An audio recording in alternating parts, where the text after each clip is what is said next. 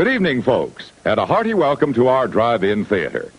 We have a wonderful evening's entertainment lined up for you, one that will provide several hours of pleasurable relaxation and diversion for you and your family.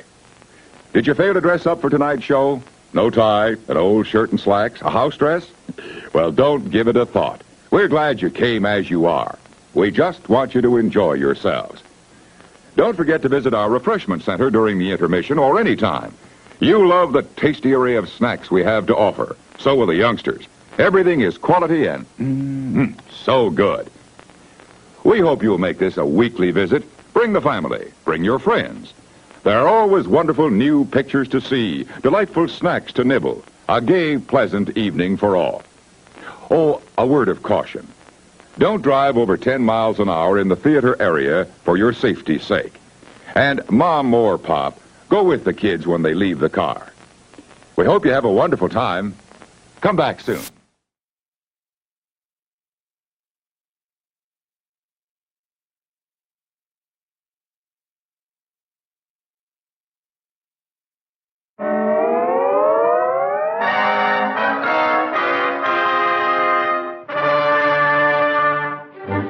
A soldier returns from the global grind. Home is ahead, the front is behind. A soldier returns, and his hometown is proud. Look at that brass band. Look at that crowd.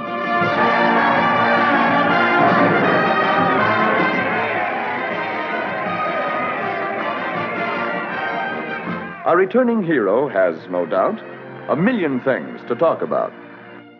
Safe at home, away from battle, restricted stuff makes harmless prattle. Our outfit's number 999. Now, we hold the center of the line. The British hold the hills just west. A pillbox here, machine gun nest, 200 medium tanks, the best. Now you've got that off your chest. Why not go out and blab the rest? Our landing field, boy, is that sweet. It measures 15,000 feet with 9 new runways, all concrete. Those new Jap tanks sure pack a punch. They knocked out Battery B. If those nips ever start to push, they'll shove us in the sea. Flashing to you, the news of the day. Our new secret weapon did this to the foe. What hit you, Tojo? Wouldn't you like to know? I know what did it, what made the big hole. Our new flying bazooka with radar control. You see, I know all about it. I was right there. I seen it with my own eyes. The propelling charge is attached to the tail surface, and the booster adapter activates the bob ring, which sets off the fuse in the trail fast. Therefore, giving the bore a casual stroke depending on the setting of the carburation, which is timed with the 88C spark plugs, which in time can transfer. Our very next move, this is straight from the boss, is amphibious attacks on the Shushara parts, see? Our dawn we're moving, the flightables are all galore. Our new prank of stifles are just storage to the shore. Naturally, it concerns not only, but without it, what would we have? Indubitably. And by the way, speaking of convoys, do you know that when I sailed with a 999, without a single ship to protect us, why, the things we saw en route and the places we went. Now, this is strictly confidential, and you'll treat it so, I hope. But strictly confidentially, here's the latest dope. Now, coming in at 74 degrees, we placed our guns and the major artillery around here. And besides that, You might just as well write it all over the sky.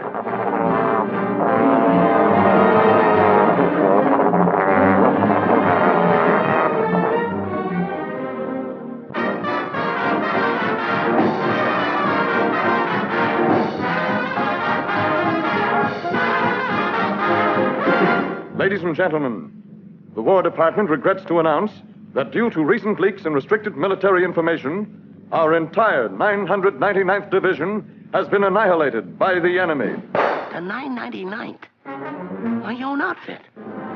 Some guy shot his mouth off. Any joint that'd do that ought to be run over by a streetcar.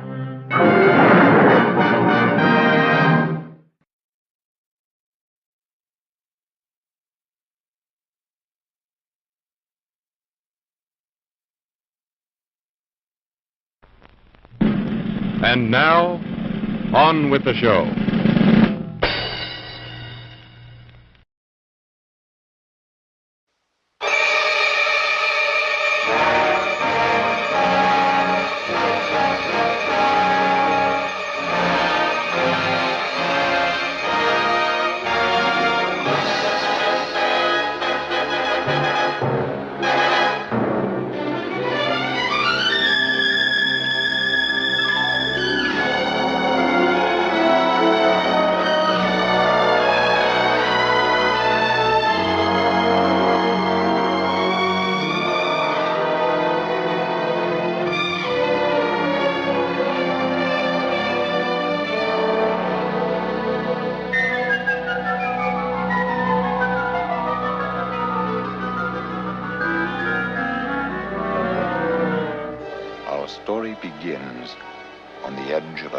desert in Arizona.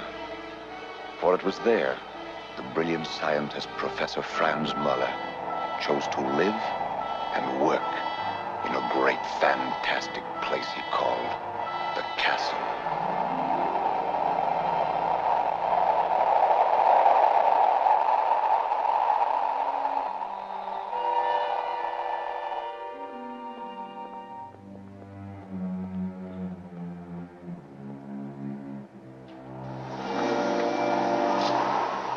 Professor Muller, I was worried.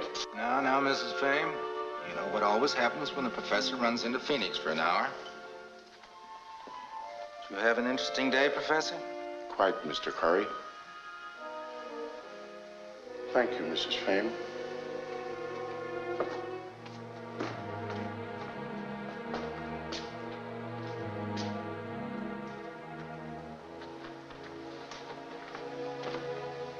Why the evening shows? Haven't you heard? It's to be a very formal party. Party? Yes, Mrs. Craven's dinner dance at the Arizona Palms. And you accept it? Of course we accept it. But you're the one who refused, Professor Muller.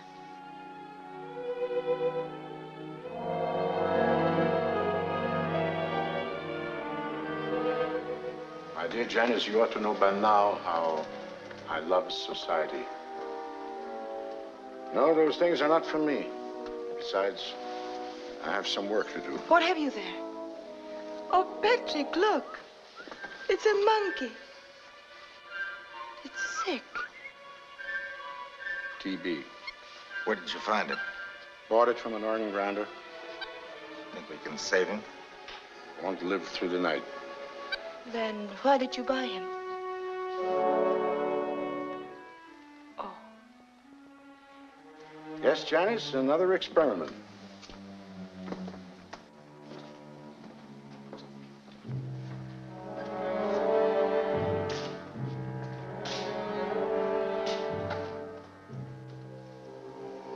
And I'll need some help.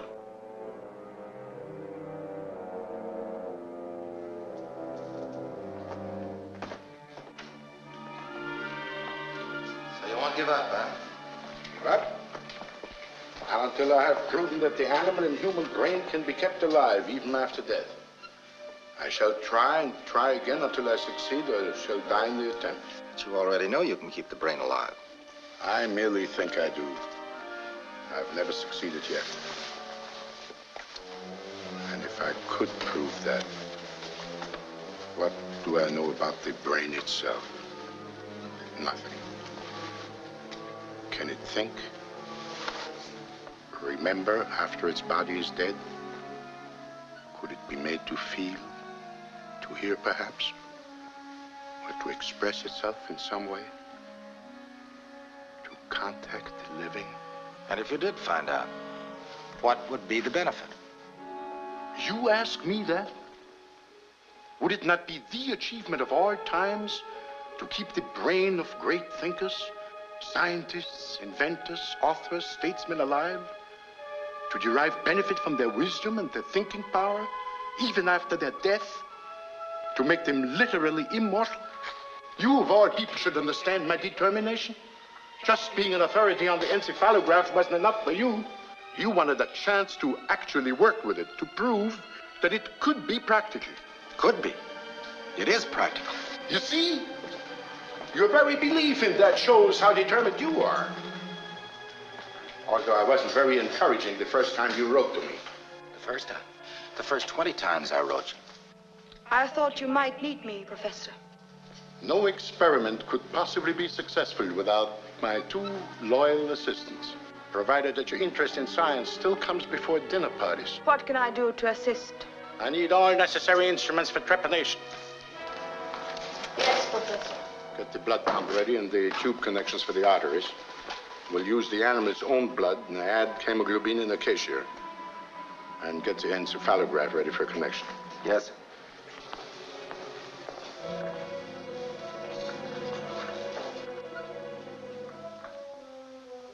And don't forget the giggly saw. The giggly saw? It was Professor Muller's contention Every living brain has an electric beat, which can be measured with an encephalograph or electric amplifier. A pump supplies blood to the main arteries in order to keep the tissues alive. As long as the brain functions, the pen records its beat and at the same time computes its strength. Well, you can see from these alpha and beta waves beyond any doubt that the monkey's brain is still alive and awake.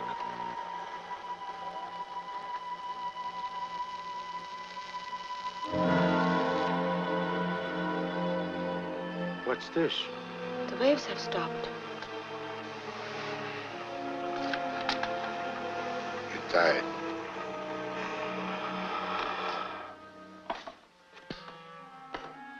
You must remember the monkey we had was sick.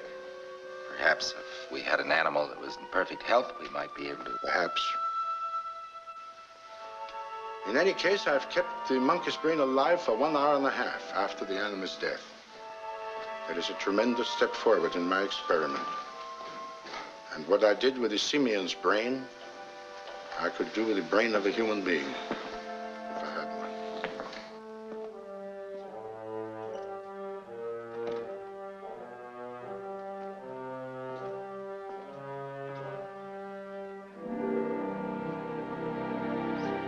Well, you don't give up either, do you? Not when it's been months since I was invited to a party. Well, you should be where they send invitations every night. You get them, too. You know, you don't belong here. Why not? Professor Muller says I have the makings of a very good scientist. I know you don't approve of my ambition. Stop it. On the contrary, I do. Not too much. I'll need it. This gown reeks of chloroform, and I don't want to put my dancing partners to sleep. Don't you worry. Besides, you'll only have one. He's wide awake. I'll get the car.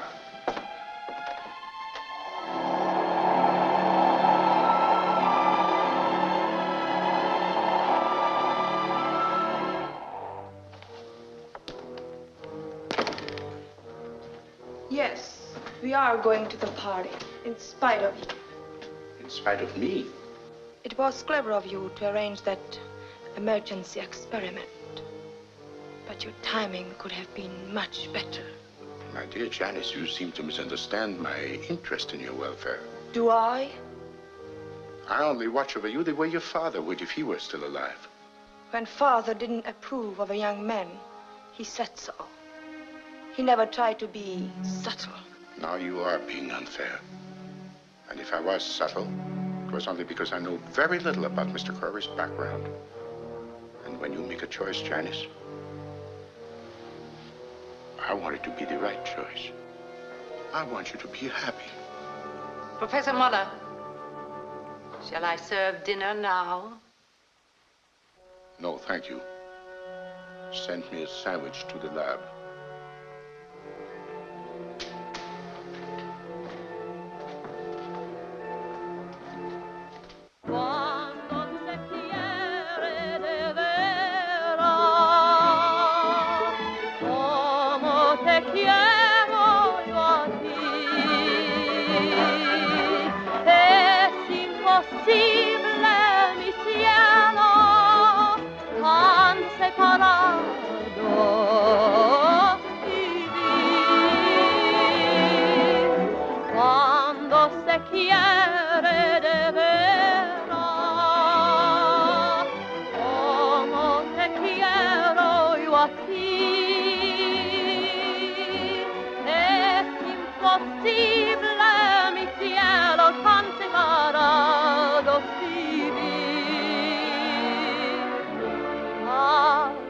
Separados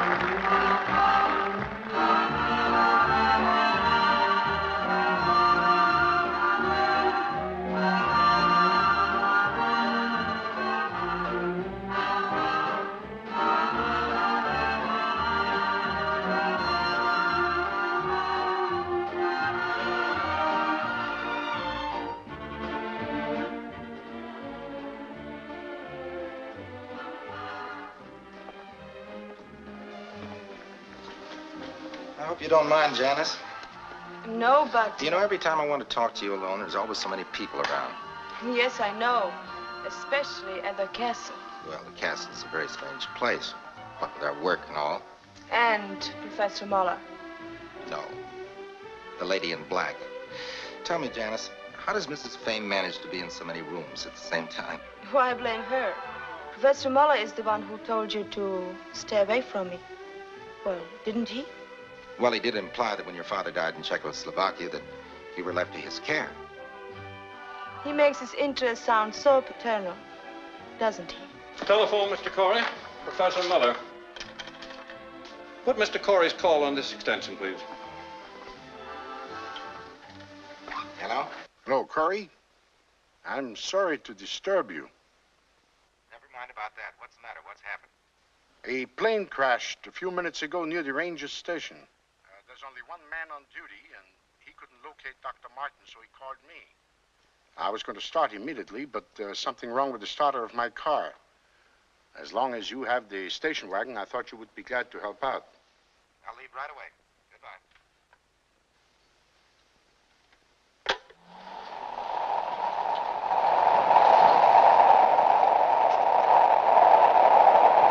Oh, it's you, Corey. Quick. You better stay here, miss.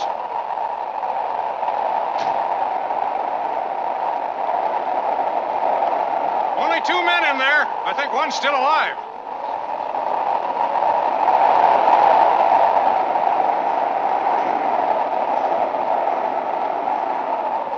I brought a stretcher along. Get it.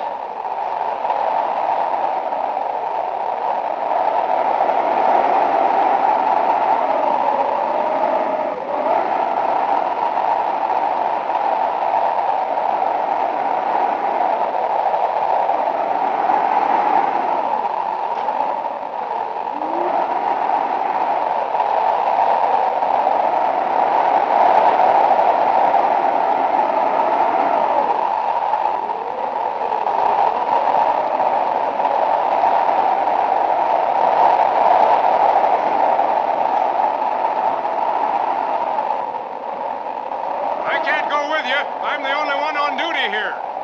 Never mind about that. Just keep trying to get Dr. Martin.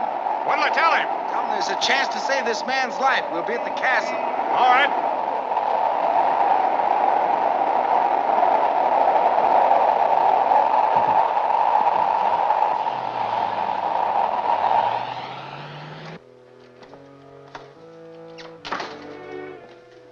That was White on the phone. He said that Dr. Martin got your message. He's on his way over. His pulse is down to 38. Slowing down with every second. Dr. Martin is here. Hello, Dr. Martin. Professor. My goodness, what a night. But it's always this way. Whenever we have a storm, I can depend on at least 3 calls.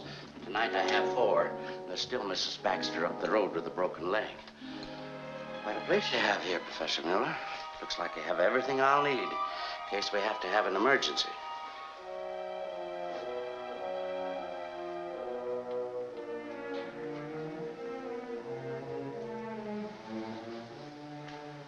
I should have said everything I would have needed. I tried everything I could think of. Ergotine, adrenaline, no reaction. I'll make all the necessary arrangements. Is there a telephone? Yes, there's one before you. I wonder if you'd mind getting my office. The night number is Desert 525. Yes, sir. I suppose they'll have another case for me. It's Mrs. Baxter with a broken leg. Is there anything else we can do, Doctor? It would be a great help, Professor, if you'd fill out this death certificate. All right, Doctor. And bring it to my office in the morning. Gladly. Thank you, Professor. Good night. Good night, Dr. Martin.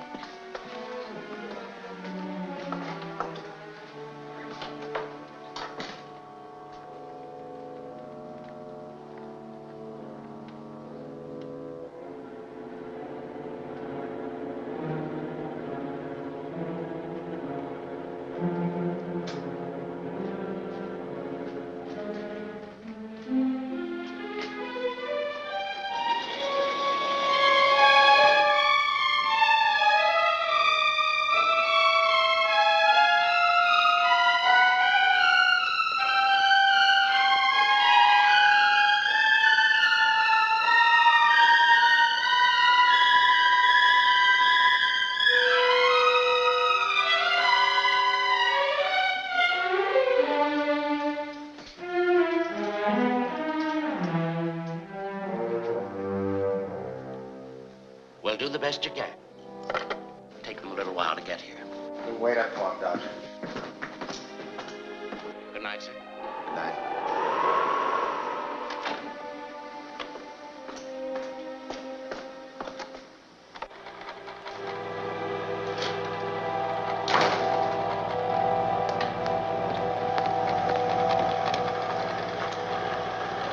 His brain is still alive.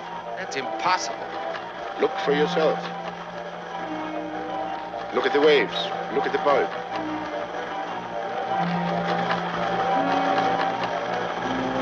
Those reactions. It is alive. A perfect specimen at the perfect opportunity. What? Why not? Haven't I been waiting for a human brain to prove my theory? Haven't you been waiting for a chance to prove the possibility of the encephalograph? Or did you intend it to be a parlor game, huh? Are you mad? Why, that would be criminal. My dear Curry, I'm not suggesting murder. Man is already dead. Dr. Martin declared him dead. But it's still time for us to make the experiment.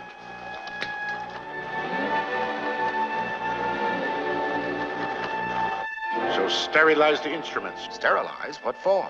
The man is dead. I said sterilize the instruments.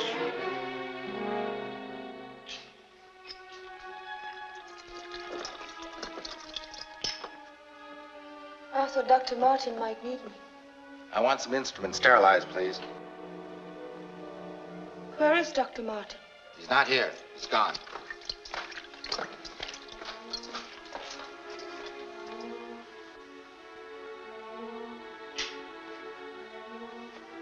Professor Muller is going to do a little surgery. Forceps, small, medium, and large. 2 scalpels.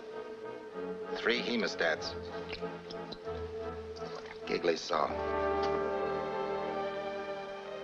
Is it a head injury? I said giggly saw. Is he alive?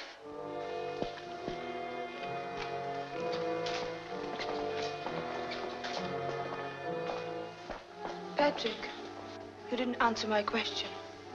No, Janice. He's not alive. When you try to solve the mysteries of nature, it doesn't matter whether you experiment with guinea pigs or human beings. Instruments. Instruments!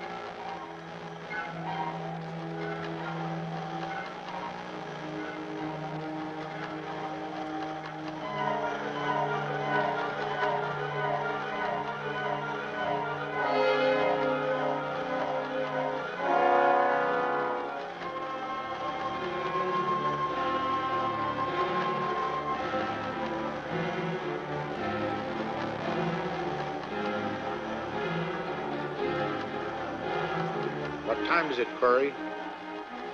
3:30. Janice, tell Mrs. Fame to make some strong black coffee, will you please?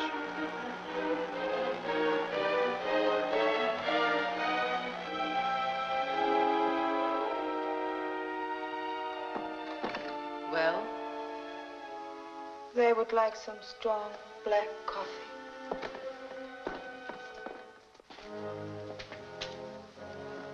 Oh, that reminds me.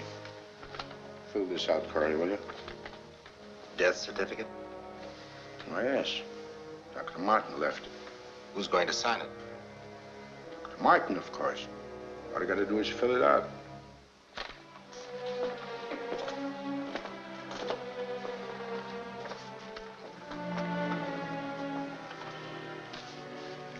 Injuries, abdominal, thorax, and basal skull fracture.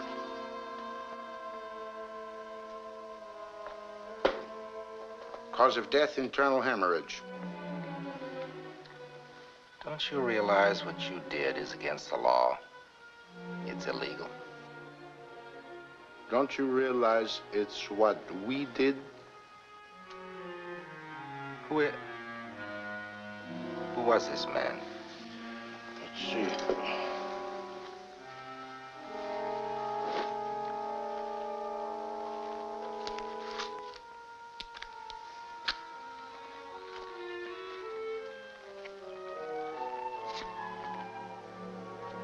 Donovan. Initials? William H. William H. Donovan.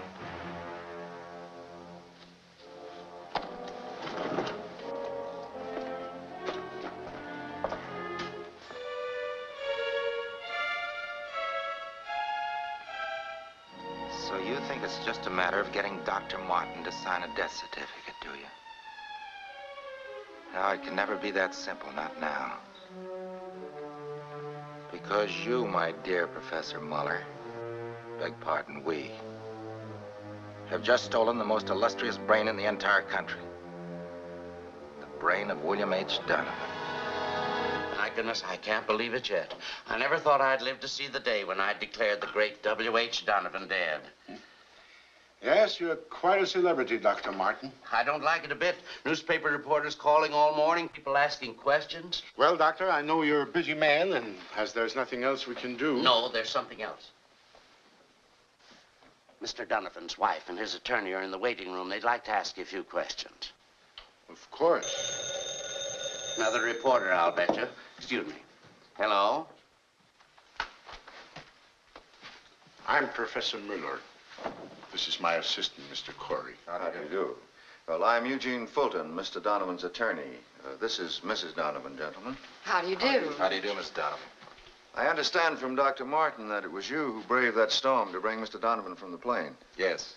I want to thank you, both of you, for everything you did for my husband. I regret we were unable to do more. Well, apparently there was nothing more that could be done. Now, we've received Mr. Donovan's wallet and his personal possessions. Since you were the last persons to see him alive, we wanted to know if... Yes. Did Mr. Donovan say anything before he died? I mean, did he leave a final message? He was in complete coma when we found him. And he never for 1 second regained consciousness. Is there anything else we can do? No, thank you.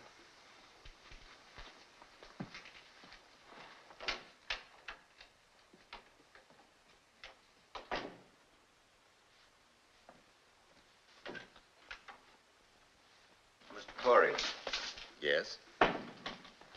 just one little point I'd like to clear up, if you don't mind. Yes, of course. The death certificate states that Mr. Donovan died of internal hemorrhage. That's right. Well, naturally, I went to the morgue to identify Mr. Donovan's body. Under the head bandages, I noticed that a trepanation of the skull had been performed. Why? You see, the certificate, The certificate enumerates all of Mr. Donovan's known injuries, among them basal skull fracture, as well as the cause of his death. Dr. Martin, who signed the certificate, is the district physician, is the only party in authority who can give any other information. I see. Come on, Corey. Bye, Mr. Fulton.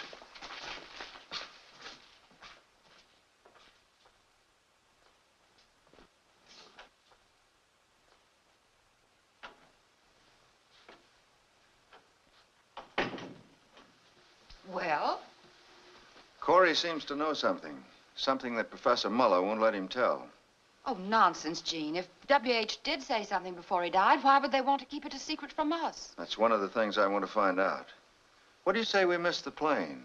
A few hours more in Phoenix might prove very interesting. All right.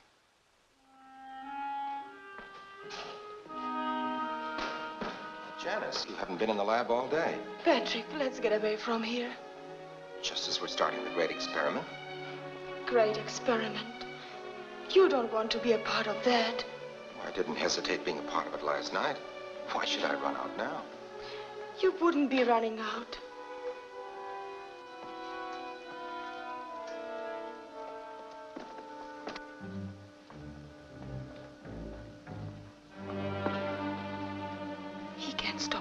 going. I won't let him. Janice, what's the matter with you? We're not in the clutches of a great monster. After all, Professor Muller has everything he wants. The encephalograph, Donovan's brain. Why should he keep me from leaving? Oh, no. Professor Muller doesn't have everything he wants. Perhaps I didn't understand what you were trying to tell me last night.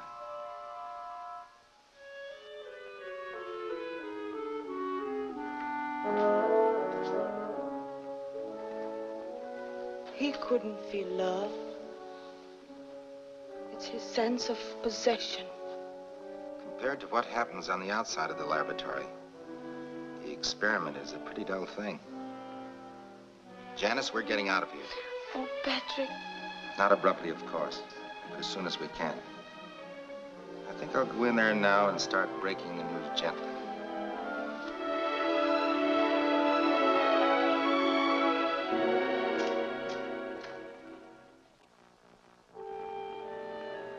Corey entered the laboratory with every intention of telling Professor Muller of his decision to leave.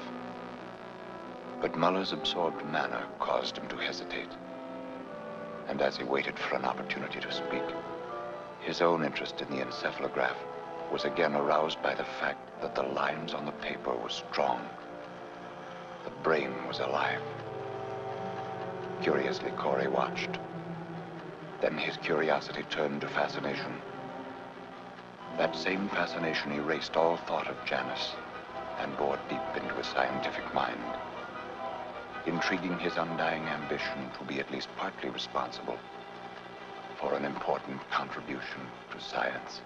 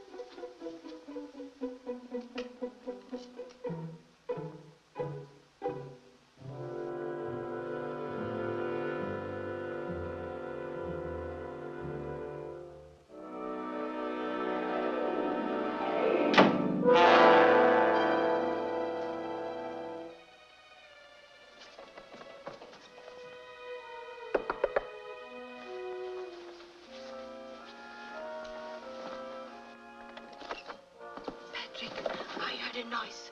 When I came down, someone was just closing the door.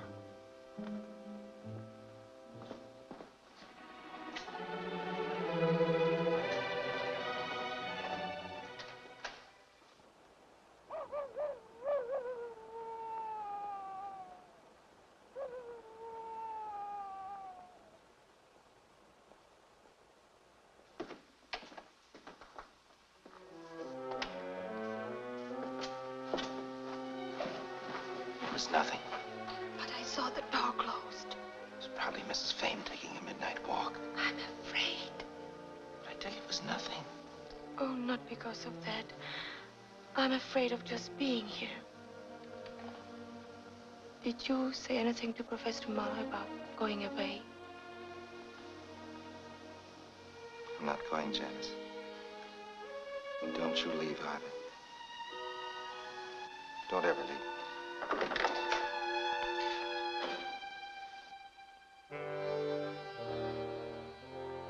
I heard a noise outside, so I called Patrick. I went out and took a look around. Oh, is that all? I thought someone was tampering with the brain. Good night, Janice.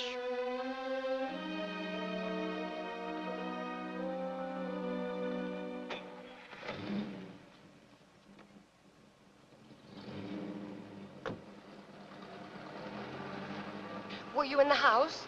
I was in the professor's laboratory. Well, what did you find out? Proof. They've stolen the brain. I'm going to call the police. Oh, no, dear. That would be stupid. Stupid? Well, what do you expect me to do? I expect you to remember what the rest of the world doesn't know yet.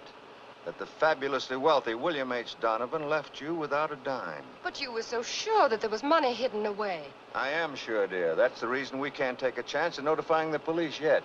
This experiment of Professor Muller's might be successful. And if it is, we'll have everything we want. The whole thing sounds fantastic. It is fantastic.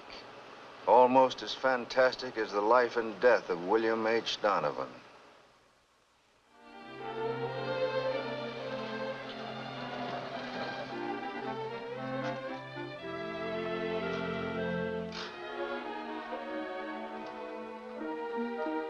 Hello.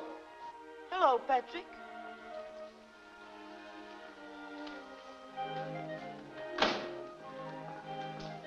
Supplies for the experiment?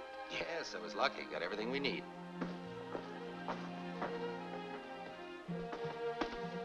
Hey, you even look beautiful in riding clothes. Thank you. Oh, we had a date to go riding, didn't we? We did, 2 hours ago. Sorry, Janice. Did you get the blood plasma? Yes, I did, and the lamp also. It's out in the wagon. Good. Professor Muller and Corey worked with growing intensity. And because of Corey, Janice stayed on, showing an interest, but only for Muller's benefit. Silently, she seemed to be trying to protect Corey from being entirely lost in his increasing enthusiasm. The two men measured the brain's activity with an electric bulb. When the light glowed, it indicated the brain was awake. When dark, the brain was asleep. Thus they observed from 7 to 8 hours at a time. The brain did not show any reaction. But during the remaining hours, and strangely enough, at night, it was most active. Look. Look at the light. Oh, for the love of Mike. The light's always brighter at night. That's what we can't figure out. Oh, I'm sorry, Janice. I'm sorry. That's all right, Patrick.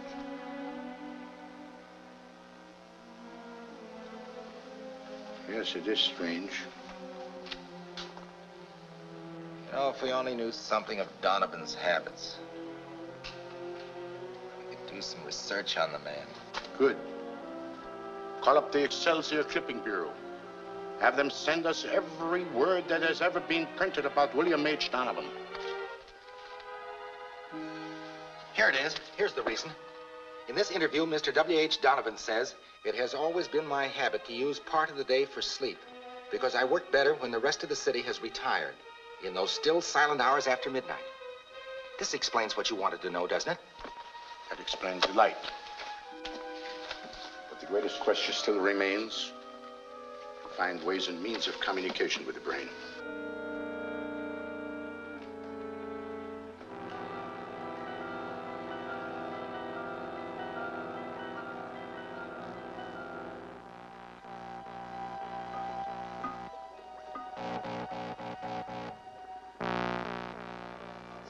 Almost human. Seems to feel. Almost. It does feel. It even seems to tell us something. You'd only find a way to understand its message. No, Patrick. Please. You've gone too far already. Stop now? Why do you think we went into this experiment, huh?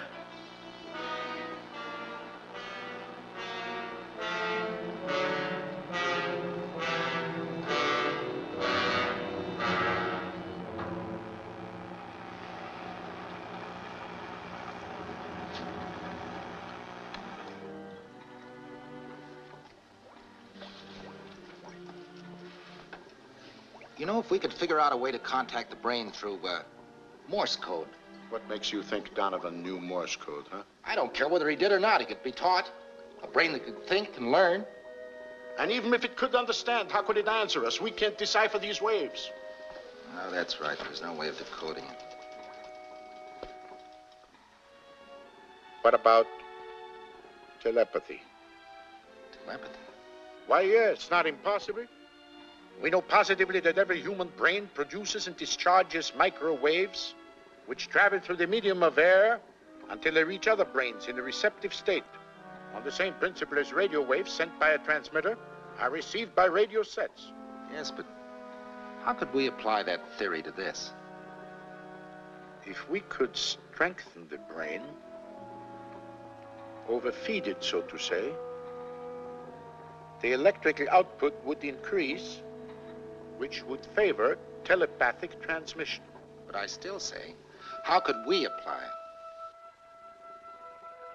Well, we would need a medium, someone who would be able to make his own mind an absolute blank.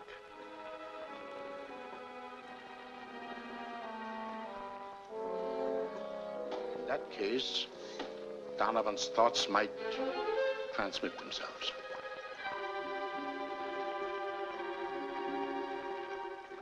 Corey had reached the stage in his work where he felt he was being driven on by something stronger than himself.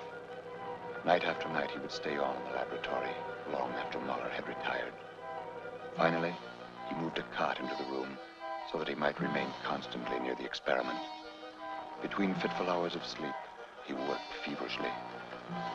One night, discouraged by the slowness of the increase of chemical and tissue changes, he deliberately overfed the brain with enriched blood plasma. And then he watched, hopefully, waiting. It was that very night Patrick Corey received his first message from Donovan's brain.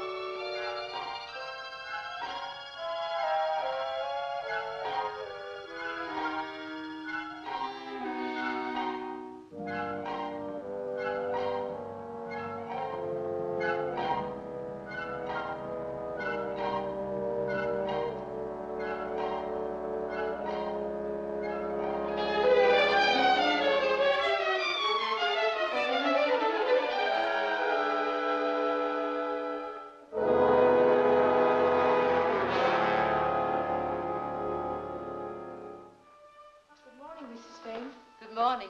Mr. Corey? Yes? I'll take it.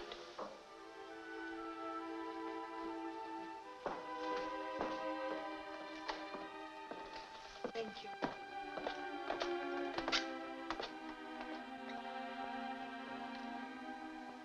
Patrick! Patrick! Wake up!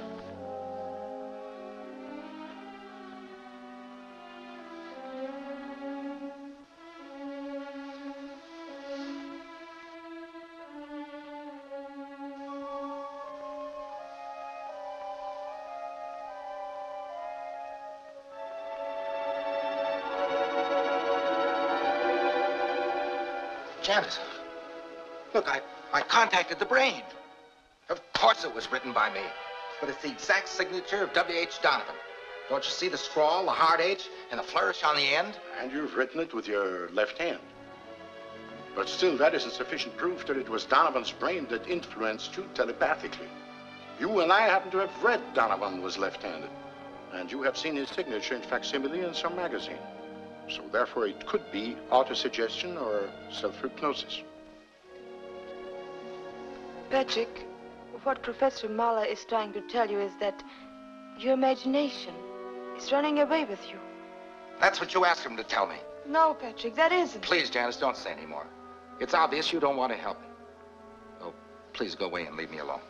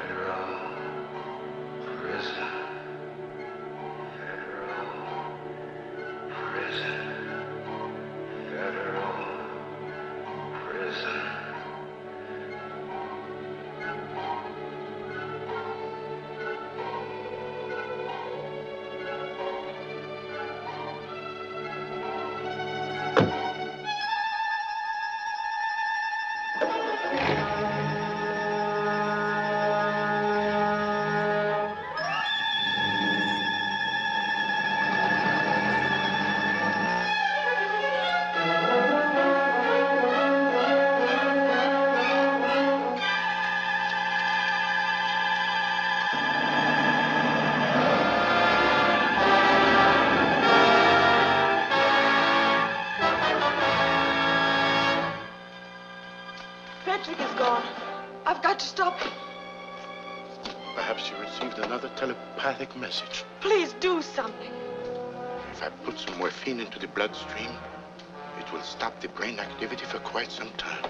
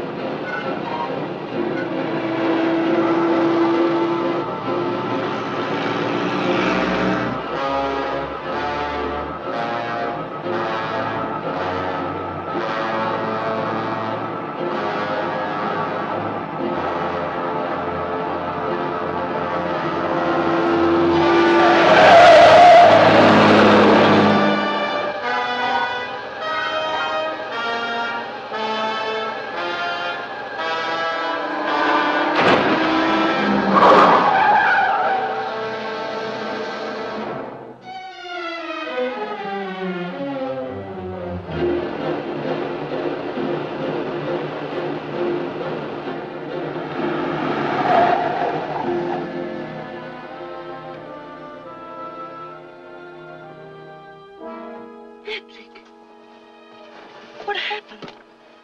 Darling, where were you going? I was going to Los Angeles. Federal prison. Federal prison? Why, you must have been dreaming. No, I have to go to federal prison. But why? What would you do there? Janice, try to understand. It was a voice, or maybe it wasn't a voice. I don't know what it was. It was something. It was an order. I have to go. You've got to stop this experiment. You tell Professor Muller to take care of the brain. Patrick. I'm not going back with you. Take me with you.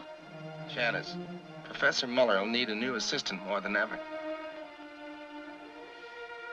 Yes, no doubt he does. And it's about time I showed some interest in the experiment.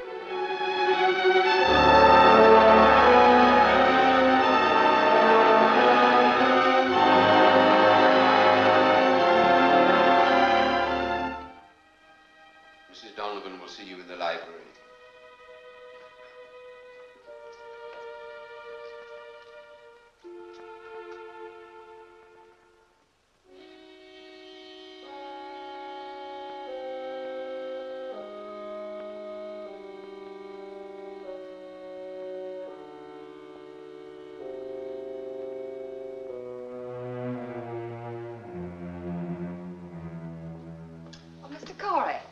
I'm so glad to see you. How do you do, Mrs. Donovan?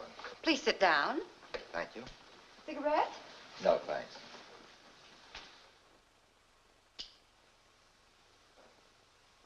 I suppose you've read the papers. Yes, I have. It's absurd, the ridiculous things they're saying about Mr. Donovan. Mrs. Donovan, I've had something on my mind that I think you should know about. Yes? It's about Mr. Donovan's last words. Then he did say something. Yes. There were 2 words he kept repeating. 2 words? Federal prison. Oh. Well, that place has no significance for me. But let me call Mr. Fulton. Perhaps he has an explanation. Excuse me, please.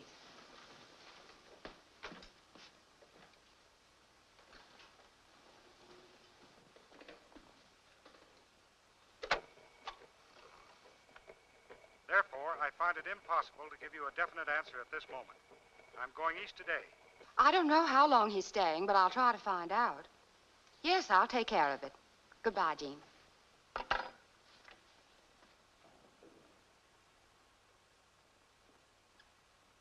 On my return, I'll discuss your letter at the next meeting of the Board of Directors. Oh, I apologize, Mrs. Donovan. When I saw the dictograph, it was a temptation to hear your husband's voice again. I can understand, Mr. Corey. I spoke to Mr. Fulton. Yes? He has no explanation to offer. Well, I'm sorry I bothered you, Mrs. Donovan. Goodbye. Oh, Mr. Corey, Yes, are you going to be in town for a while? just a couple of days. Why not have dinner with Mr. Fulton and me tomorrow evening? We'll pick you up at your hotel. Shall we say at 7:30? Thank you. I'm at the Southern Villa. Bye. Goodbye.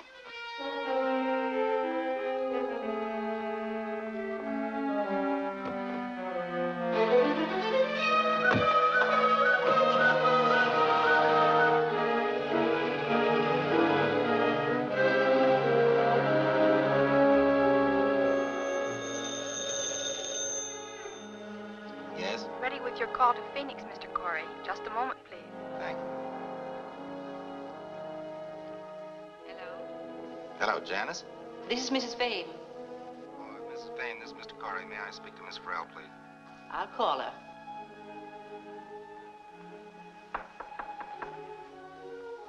Yes? Mr. Corey's on the phone. Patrick, Hello, darling. I was just writing you a letter. I didn't know where to send it, but... I'm coming home tomorrow. Oh, that's wonderful. Did everything come out all right? I'll tell you all about it when I see you. I should be there about noon. Don't leave now, in the middle of the night. Please. But I thought you wanted me to come home. Oh, yes. Yes, I do. You know that. But you must be careful. I will, darling. Goodbye. Good night.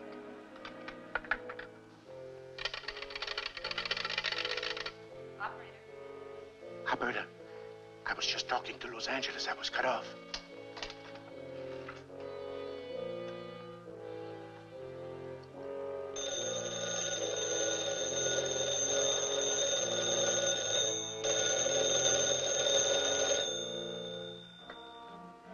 Hello?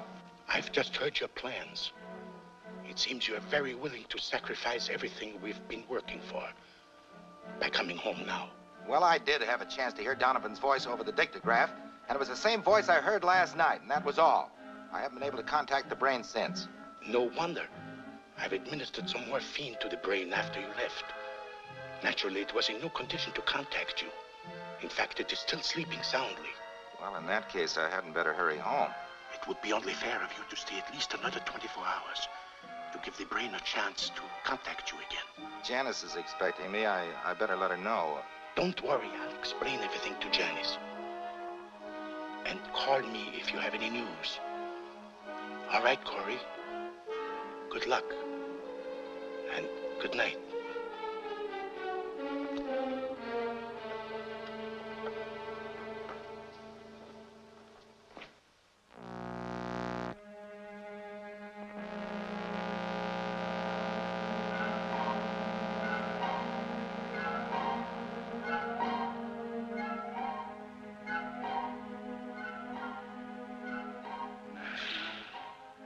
Trust. Nurse.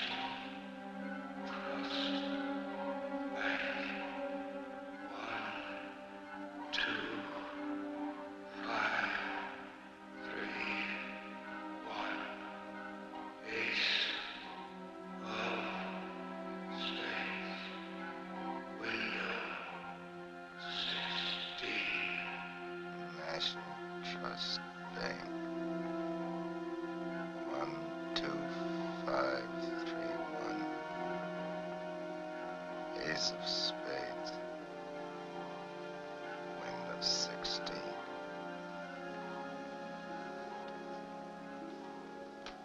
One, 2, 5, 3, 1. That's not a signature. It is. Make it $1,000 bills. One moment, please.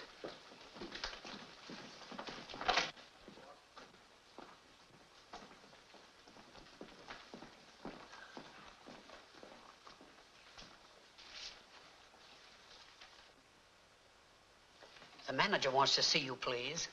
All right.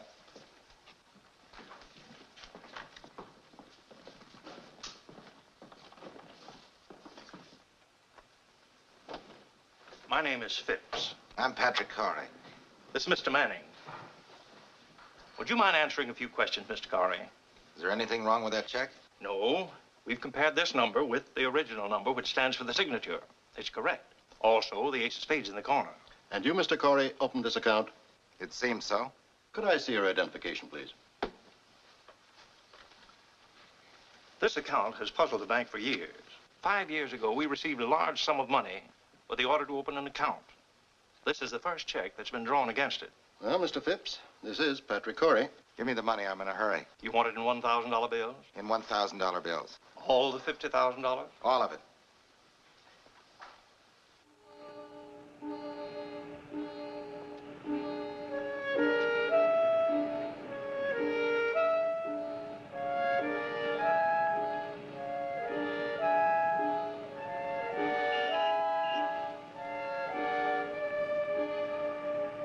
The same strange impulse that forced him to go to the bank, sign a check with a peculiar signature, take money that wasn't his, now held Corey captive as he walked along.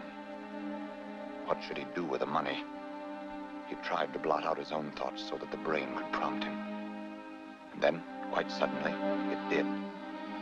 Instead of crossing the street, Corey found himself turning in another direction. Mr. Corey, I didn't expect the pleasure of your company until this evening. I'm sorry I haven't time for social obligations. I came here strictly on business. Sit down, won't you? What can I do for you?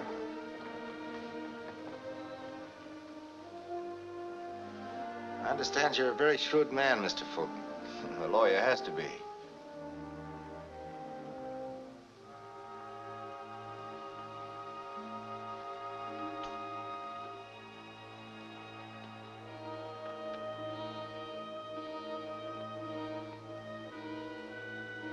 I want you to get a man out of federal prison. That sort of thing isn't so easy. I know.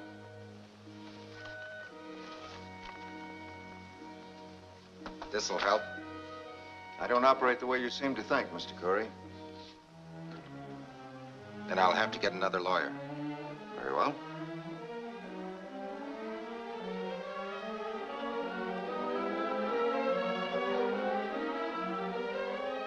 But don't you want to tell me first whose case it is you wish me to handle?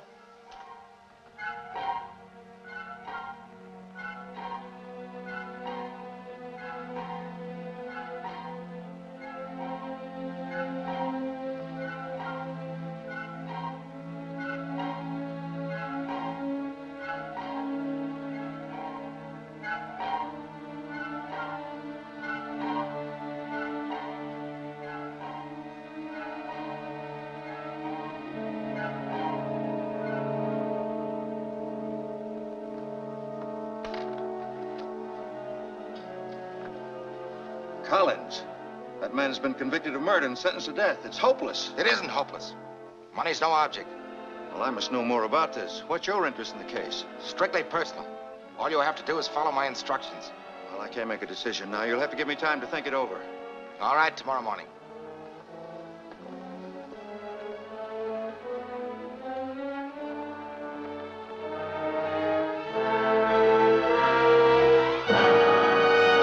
I want to see Collins. Can you arrange it? I'll try. I said arrange it.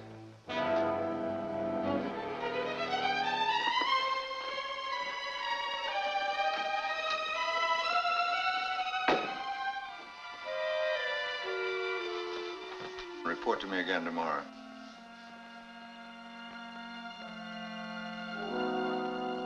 Have Roger Collins brought to my office. It's so surprising that an attorney like Eugene Fulton would take over such a hopeless case. Did he say that he was? No, Then why do you say that? The arrangements for your visit were made through his office. You have no right to assume that he's taking over the Collins case. Why,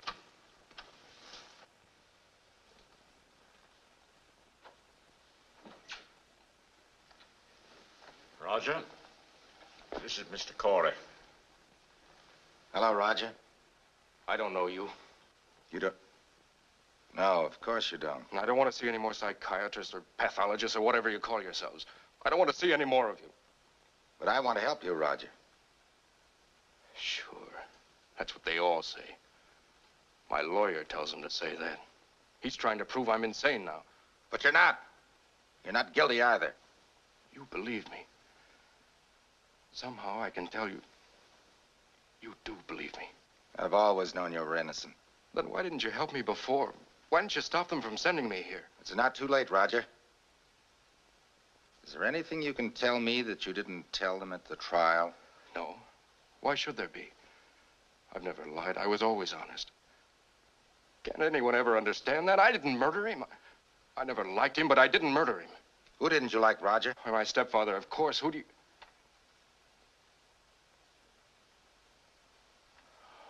Oh, so that's it. You're a psychiatrist after all. No. You're trying to trip me up, too, with those misleading questions. No! Yes, you are. You're trying to make me out insane. It's that lawyer again. He doesn't think I should hang, but he wouldn't hesitate to put me into an asylum. Well, tell him I won't go. I don't want to go. I'd rather be dead.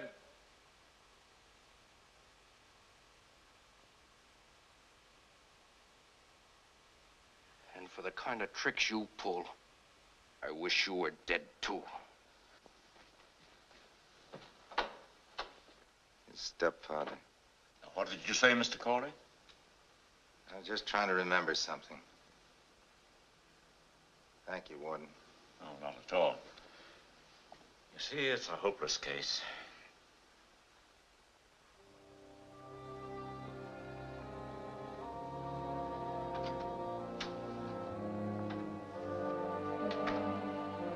His mission had failed. But from this moment on, Donovan's brain took possession of him without respite. As Corey walked along, the voice came to him, urging, demanding, echoing back from the stony walls of the prison corridor.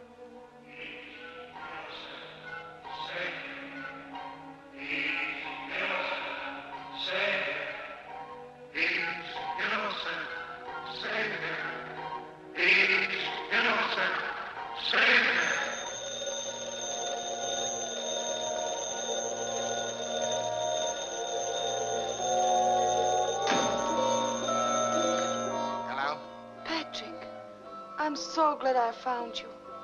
You mustn't come back to the castle now. Wait for me. Don't annoy me with your stupid ideas. Let me talk to Muller. I don't want you to talk to him. Anyway, he's locked himself in the laboratory. But I know he keeps feeding the brain, giving it more and more adrenaline so that... Patrick!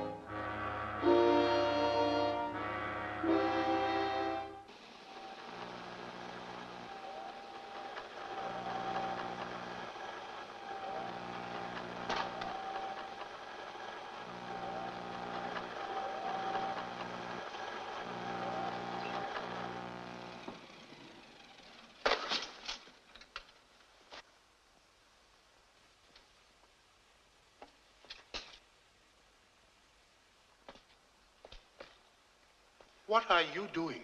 I turned it off. The brain is dead. Patrick is free. Patrick is free.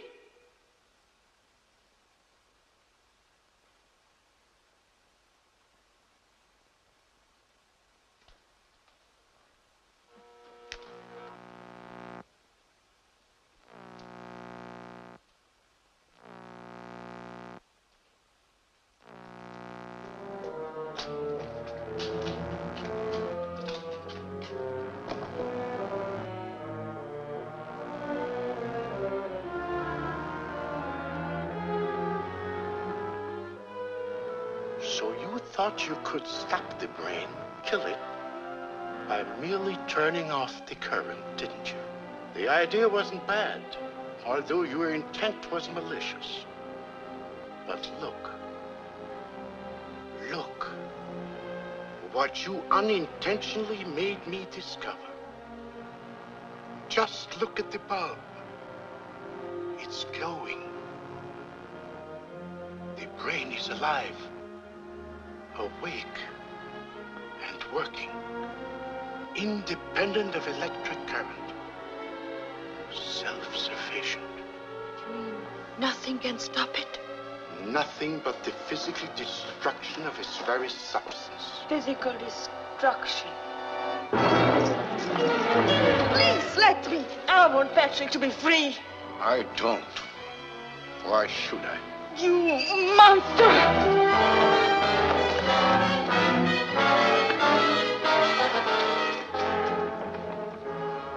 Your things are in the car. Hurry. You mean you gave me the key too? Yes, get out of here. Hurry.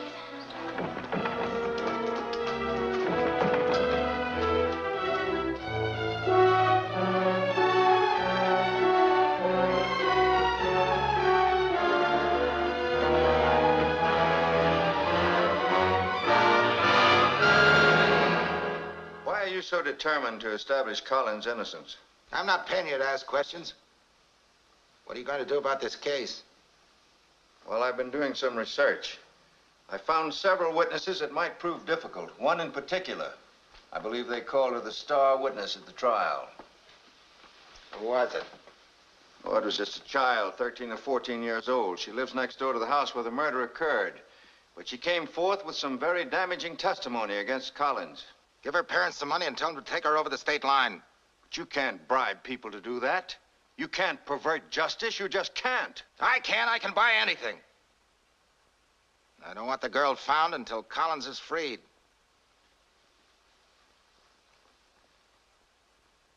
Mr. Corey, what is Roger Collins to you?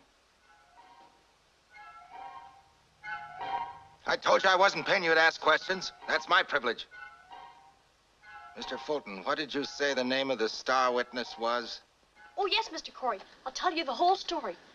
The morning Collins killed poor Mr. Howard, Don't say killed, Mary Lou. But he did, Grandmother. He came out of the house, looked around, lit a cigarette, and sneaked away. He thought no one saw him. But I did. I see everything. How come? When I'm grown up, I'm going to be a detective.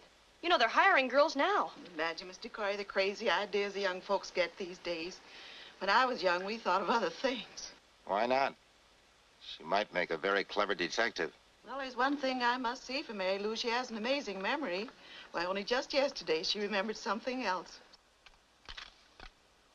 What was it? Well, after he stood there and lit his cigarette, he picked a flower and stuck it in his buttonhole. Why didn't you tell that to the prosecuting attorney? Well, I was just telling you, she only just remembered it yesterday.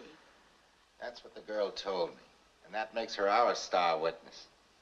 I ask you, would a murderer, after committing such a crime, stop and pick a flower for his buttonhole? In a premeditated murder, it has been done. Not Collins. He's not the type. How can anyone tell what's going on inside a man's brain? Are you his lawyer or prosecuting attorney? It's a new clue and a sound one. Anyway, it gives us a chance to reopen the trial. Now, look, Corey. If this could be used as evidence against Collins, it might mean something. But as evidence for him, believe me, it means very little. I just gave you another $5,000, and I'm not paying you for nothing. I want action. I'm working on it. But I must use my own methods. Now, tonight, Mr. Grimes will call on you. He can be trusted. Follow his advice. Come in.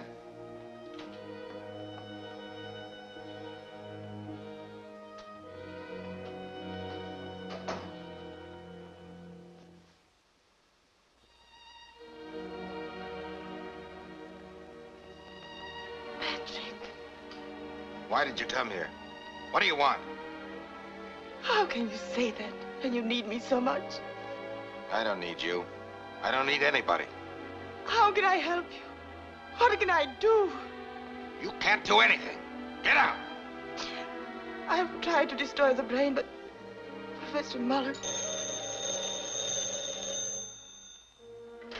Yes? Mr. Grimes wants to see you. Send him up. Who is it? Stop asking so many questions. Go on in there.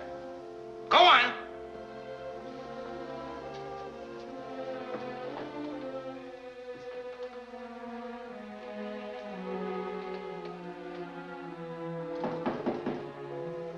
Come in.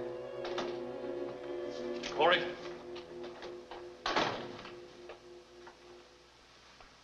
Yes, I'm Patrick Corey. Well. Mr. Corey, let's get down to business. Now, let's see what we have here. Yes, murder, first degree, circumstantial evidence, one-star witness. Well. That's nothing new. Mr. Corey, I'm a man of few words. You want him free, I'm the man to do it. You want quick action, you'll get it from me. What do you suggest? Reopening of the trial. Bribe the witnesses, helping the jurors make up their minds. Altogether, $100,000. 50 on deposit and 50 on acquittal. I'll have to talk to Fulton first. It can only be done through me. Mr. Fulton is a lawyer and a public figure. He gives the anesthetic, I pull the teeth. 100,000 is okay on delivery, but not 1 cent down. Well, it's been nice knowing you, Mr. Corey. I can understand your feelings. Money is a hard thing to part from. Oh, you can get a funeral for Collins as low as $65 at Kelly Brothers on Santa Vista. Good day. Wait a minute. Oh, no hurry. I'll give you time to make up your mind. You talk to Fulton tomorrow.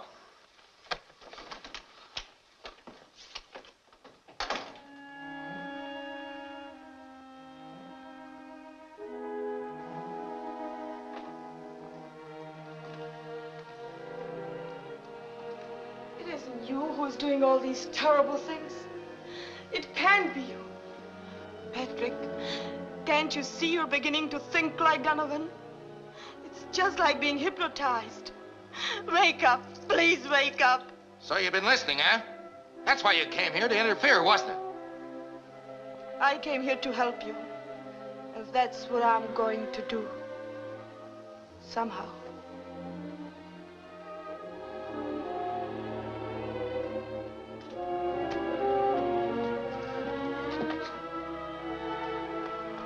I forgot my pencil. Bye.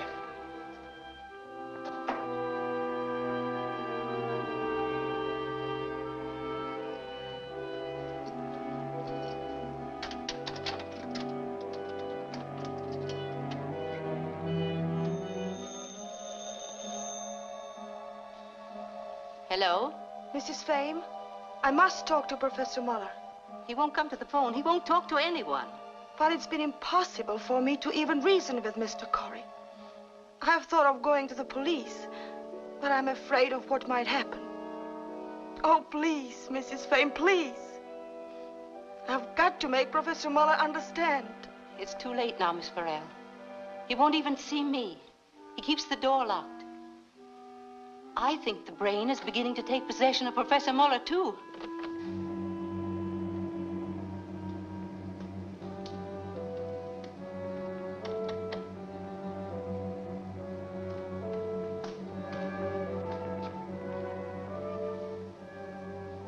Your sudden interest in Miss Farrell's welfare is really most touching, Mrs. Fame.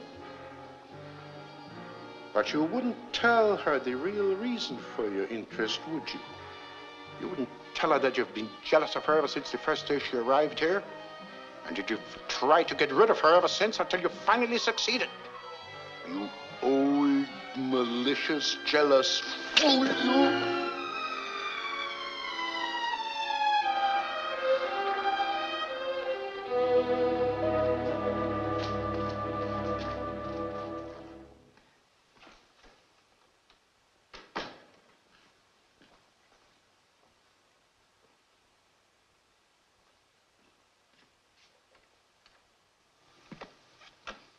Oh, perfect timing, darling. Not on your part. I had these ready 15 minutes ago. Well, Grimes was a little late. However, everything is coming along splendidly. He'll pay? Oh, yes, and he'll pay more. Are you really reopening the trial? Why, certainly. But what if Collins can prove his innocence? It'll never come to that. A young lady has arrived. A young lady? Grimes seems to think it's Corey's fiancée. Will she complicate matters? Oh, no. On the contrary. Strange. The man in the possession of Donovan's brain doesn't know that the boy about to die is Donovan's own son.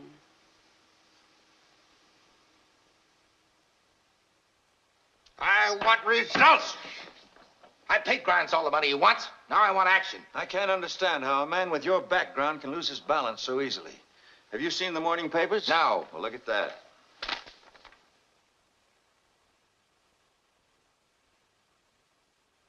It's all right for a beginning. However, there's a hitch. Yeah, new hitch, new money. I'm not talking about money. I'm having trouble with one of the witnesses. Which one? The star witness. Mary Lou? Exactly. But she's the one that's going to introduce the new evidence. Oh, sure, but not evidence for Collins. You see, Corey, I told you that evidence can work both ways. Now, you thought the incident of the flower would establish Collins' innocence. As a matter of fact, it clearly works against him. Why? It was Collins' habit to wear a flower in his lapel every day. Without it, he would have been conspicuous. So you can understand why he picked one that particular day. Well, the child is no help at all. What about the other witnesses? 1, 2, 3, 4, 5. They're all right. The 6th is the child.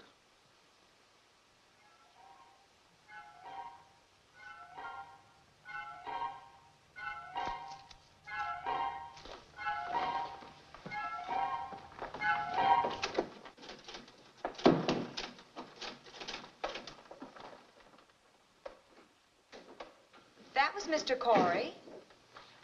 Yes, I know. But you said you were waiting to see him. I've changed my mind. I want to see Mr. Fulton.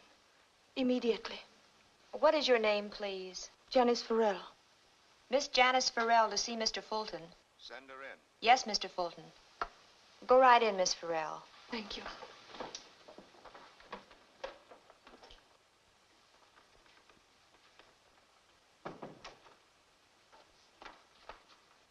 We've met before, Miss Farrell. Oh, so you're Mr. Fulton. No, I'm Mr. Grimes. But, Please, sit down. Miss Farrell, I'm talking for Mr. Fulton, and for a good reason. Mr. Fulton's reputation as a lawyer is beyond reproach. So when things get slightly out of balance, he prefers me to take over. I've really no idea of Mr. Corey's dealings with Mr. Fulton. It's just that I thought so. Told Mr. Fulton so, too. You don't know anything, but we know about everything. And what is everything, Mr. Grimes? What has Mr. Corey done? What has he done? First, he's guilty of stealing a man's brain. Laudable for science, but punishable by law. Second, trying to get a murderer acquitted by influencing witnesses. Possible sentence, 5 years. Third, using Mr. Donovan's funds by falsifying his signature. Another 5 years. But he's innocent. That's the point. He's acting under Donovan's influence. Miss Farrell, I know you love Mr. Corey, and you want to save him. All we want is money. Now, here's a blank check. We would like to get Mr. Donovan's secret signature, the one Mr. Corey has used quite frequently the past few days. If we get the money, all of it, well, you can take Mr. Corey home, and everything will be forgotten. Patrick can't do that. He wouldn't do it. He isn't a criminal. That's what you think, but I know differently. You go now, and don't let him out of your sight for a moment. Otherwise, you'll not only have a criminal as a sweetheart, but also a murderer. I don't believe it. I don't believe a word you've said. You're lying. You were afraid of it all the time, and that's why you came here. You just said he'd murder. Patrick wouldn't. No, Patrick wouldn't, but Donovan would. Donovan? A man who can murder once won't hesitate to do it again.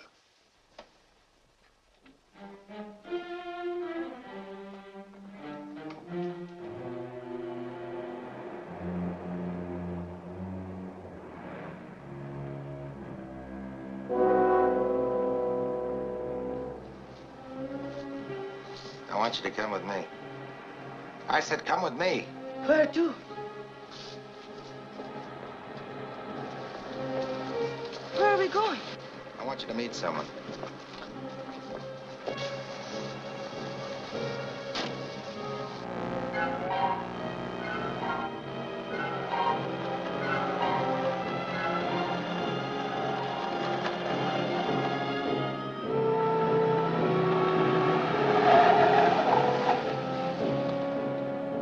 Just in time.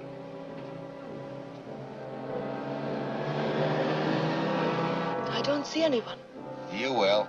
Wait. Who? Mary Lou.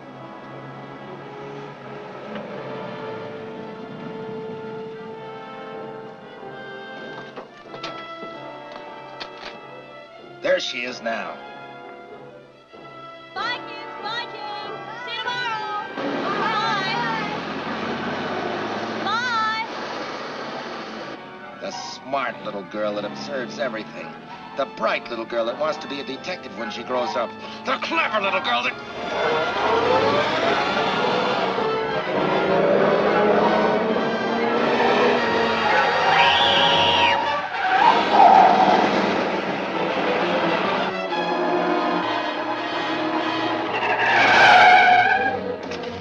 That's the last time you'll ever get in my way.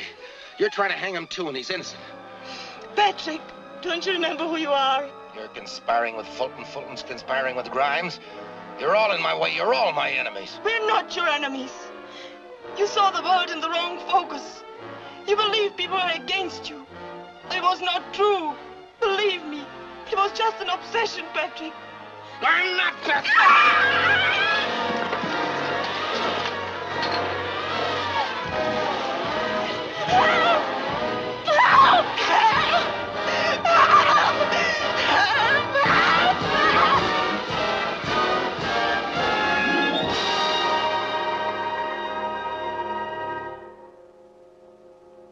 Janice.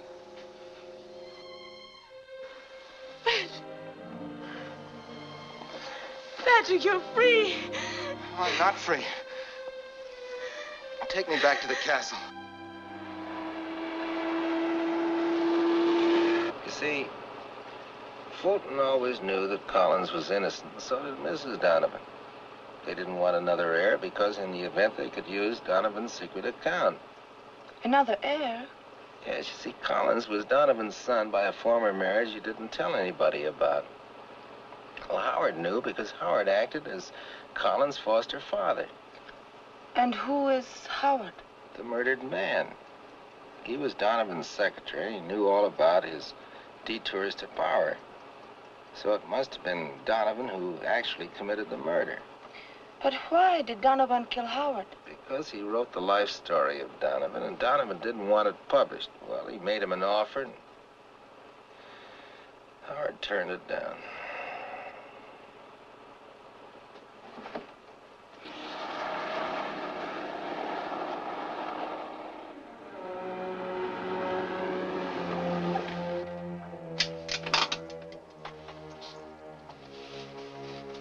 Patrick, here we are. All right, darling.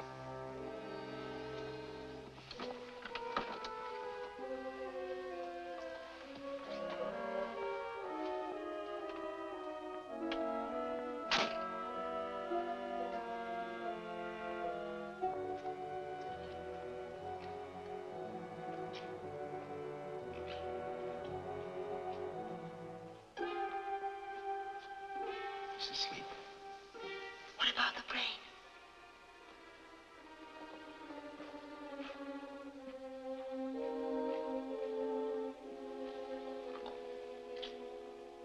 Professor Muller's put the brain to sleep. Not Professor Muller. I used all the morphine he had.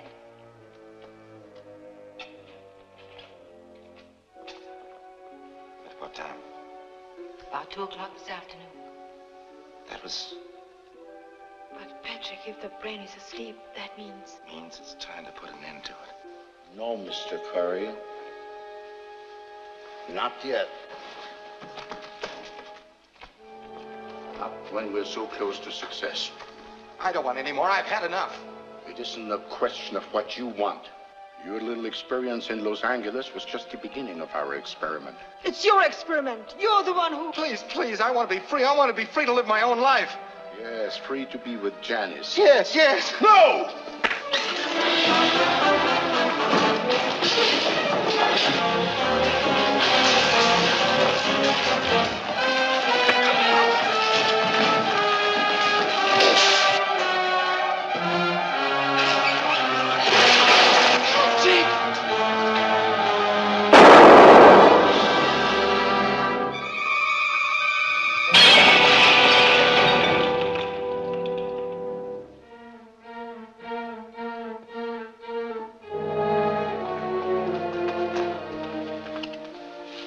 And so, the four who had shared a most amazing adventure finally found its conclusion. For Professor Muller, such a death was well deserved. He had tried to distort an experiment of science into a diabolical plot to further his own personal gains.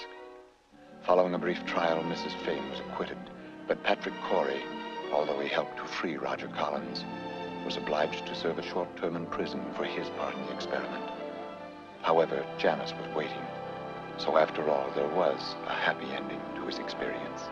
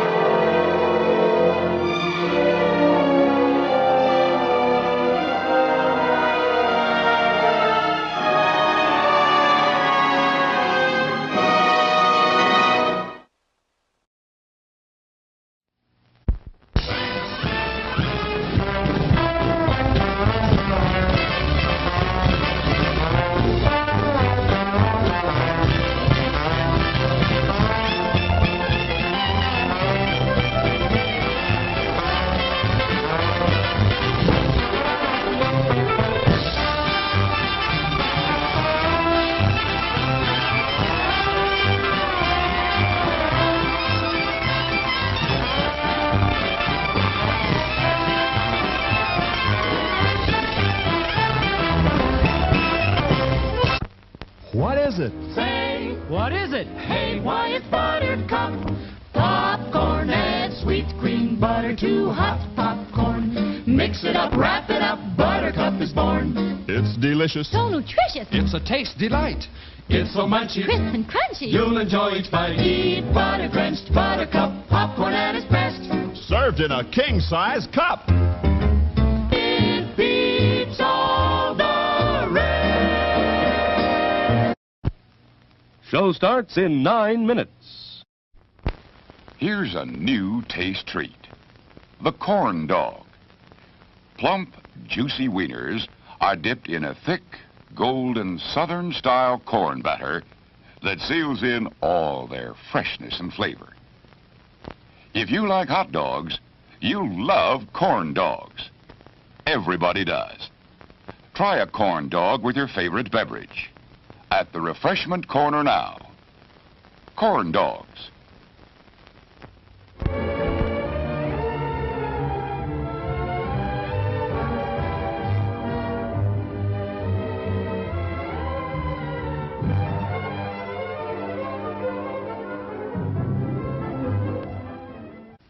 Show starts in 8 minutes. Today we're interviewing a stomach. Hello there. What is life like as a stomach? Oh, boy, it was humdrum. I mean, until what's-his-name discovered Tony's Pizza. Tony's Pizza? Yeah, I was suffering from the pizza cravings until Tony's came along. Crispy crust and zesty sauces. Wow. And so now... What's that? Another pizza craving. Just thinking about Tony sets it off. Oh, where are you going? He's going to get a Tony's Pizza, and I follow him anywhere. Does your stomach send you pizza craving signals? Oh, wow. Tony's, the Pizza Cravers Pizza. Available at the concession stand.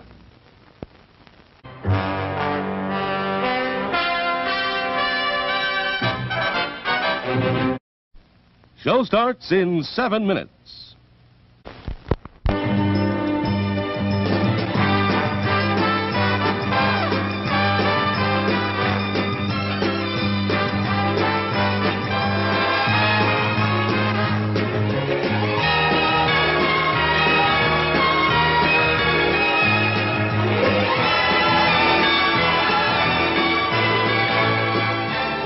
It's refreshment time, folks. Taste that beats the others cold. Pepsi pours it on. Taste that beats the others cold.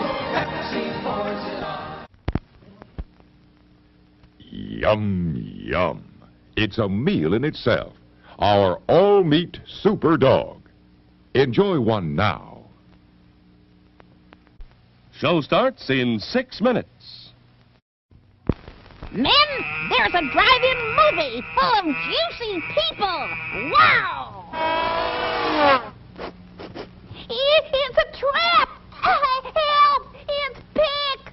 We've had it, men. A pleasant aroma for you, but not for mosquitoes. Pick is easy to use. Light it and forget it. Pick's aroma keeps mosquitoes, gnats, and sandflies away. Pick is the best protection for barbecues, fishing and camping trips, or just relaxing in the yard. So if you don't want our company ever anywhere, just light Pick and see what I mean? Bye! Pick is on sale at the Refreshment Stand now.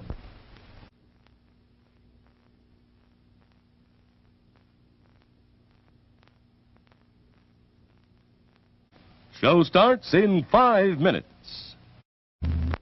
A cup of whipped hot chocolate tastes great right now. Carnation's Cocoa Supreme, the delicious hot chocolate drink with the light, delicate flavor you like. Wouldn't a good hot cup taste good right now? Ask for a cup of whipped hot chocolate at our snack bar.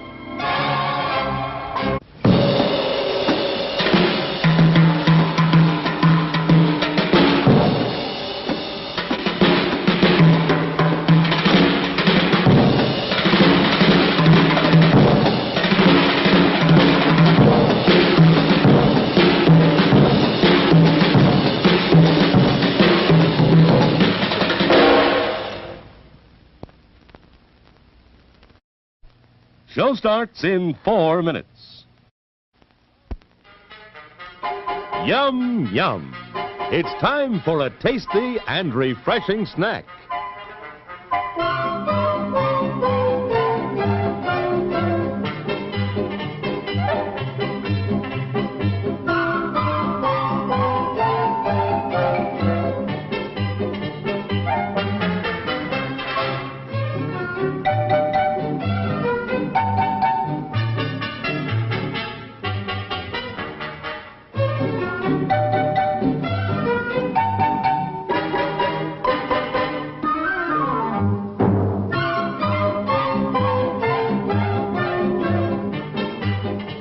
We promise to satisfy your hunger, your thirst, your sweet tooth. So visit our refreshment center now. Let's go! Show starts in 3 minutes. Popcorn, candy, hot dog, popsicle.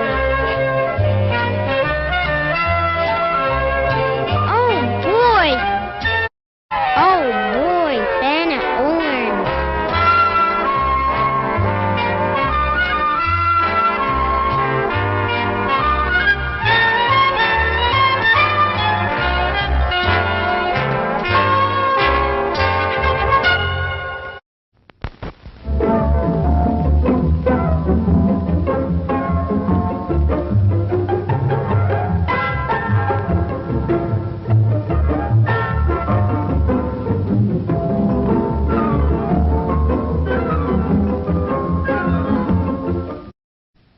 Show starts in 2 minutes.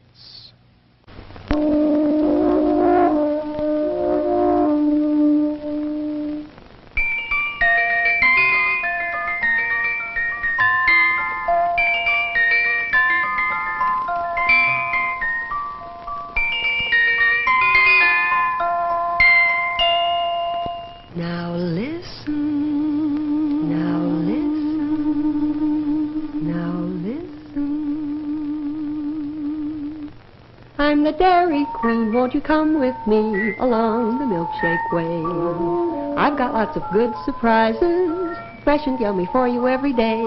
There are malts and shakes and sundaes too, whenever you stop. And of course your very, very favorite, the cone with the curl on top.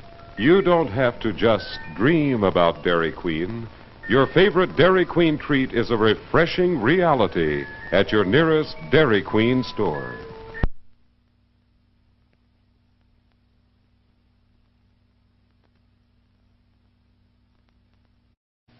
Show starts in 1 minute.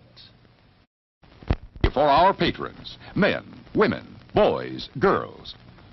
Through the cooperation of leading business places, you may now have free admission to this theater. Ask for dividend tickets when you shop at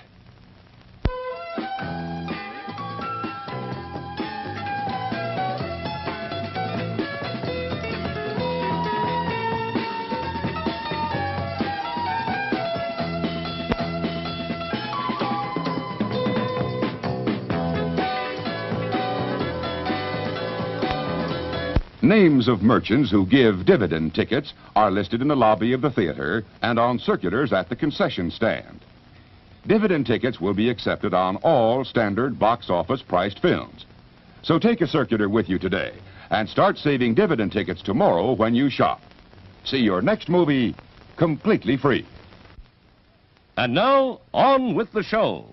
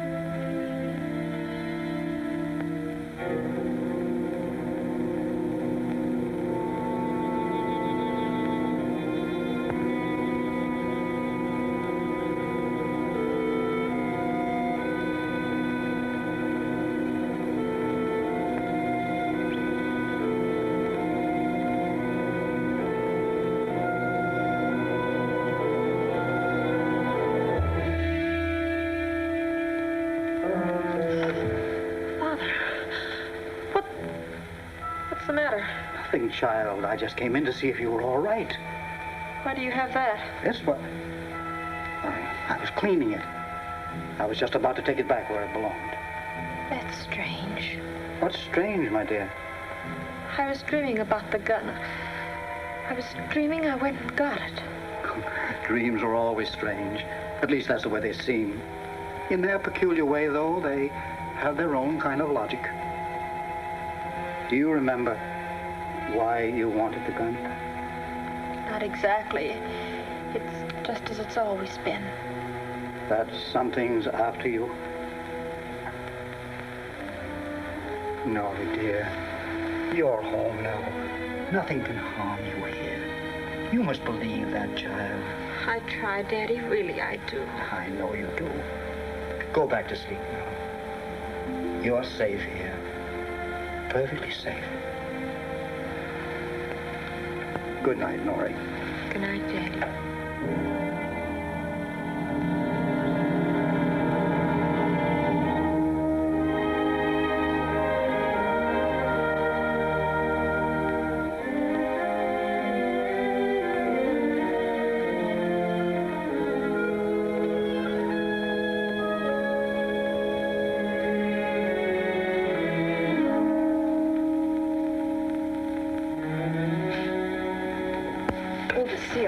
Please be careful. I'll help you. Where do you want it, miss? Over here in this box will do. Well, it's a relief to know that got here safely. I wish I could say the same. I told you to be careful. What do you got in here? Some escaped atoms or something? I'll bet you have at that. Nora, will you give me a hand with this? Nora. Sorry, Gwen. What was it you said? I said, will you give me a hand, please?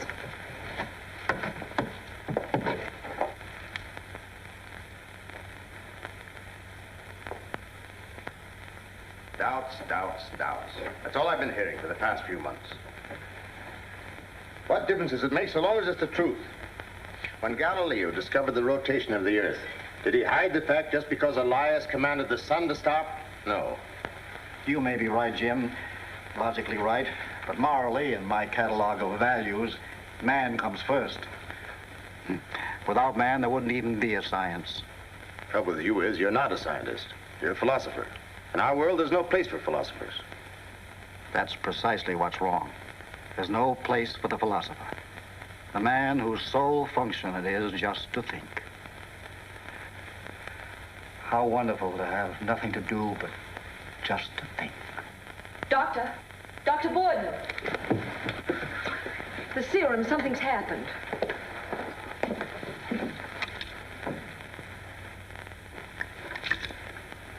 Smashed. Every one of them. Destruction looks almost too complete to be accidental. Doesn't it, Lester? I can't understand it. We packed the serum together, Dr. Borden, you and I. Came in the same ship with us. We supervised the loading and unloading. Perhaps it's best the accident happened, Jim. You know how I feel about the direction this has been taking? And you know how I feel. You can't intend to go on. I do. But you don't have the serum to work with. I'll make more. It'll take over a year of inoculations and cultures with new cats to bring the serum to the point we had it here. I don't intend to start from scratch. We can use the same animals we used in the Indies. You mean you'll bring those cats here? Why not? I should never let you talk me out of bringing them. But you have everything in your notes, Daddy. You recorded every step of the experiment. All the information you need to publish your report. Why bring those animals here at all? Don't tell me you still have that ridiculous aversion to cats. It isn't ridiculous. I hate to be reminded of that horrible place. That's all over now, Nori. You were delirious, darling. Hallucinations induced by your fever. It'll be different here. Come now. Give us a smile. In the interest of science, of course. Nora's right, Jim. I have a complete record of our work. Let's publish what we've learned and let it go at that. Don't tell me you can open the door to a great discovery, actually stand there on the threshold, and not go any further? Jim, please. Granted, we're the only men to introduce phosphorescence into living cell tissue. Nevertheless, it hasn't been the great boon to surgery we'd expected. We're on to something bigger than that. Can't you see it? I see it all too clearly. It is big. Too big. We can't control it. We'd be releasing energies that would result only in mutations, monstrosities, and death. We can't benefit mankind. We can only do immeasurable harm. That's why I beg you, Jim, let well enough alone. Miss Rustrom, get a wire off to Andre Dussault right away. Tell him to find all the experimental cats he can. And tell him to send them here as soon as possible. Yes. I'm sorry if I hurt your feelings, Les. It isn't that I'm trying to run this show. But in this case, I honestly feel that you're wrong. I've got to follow through the way I see it.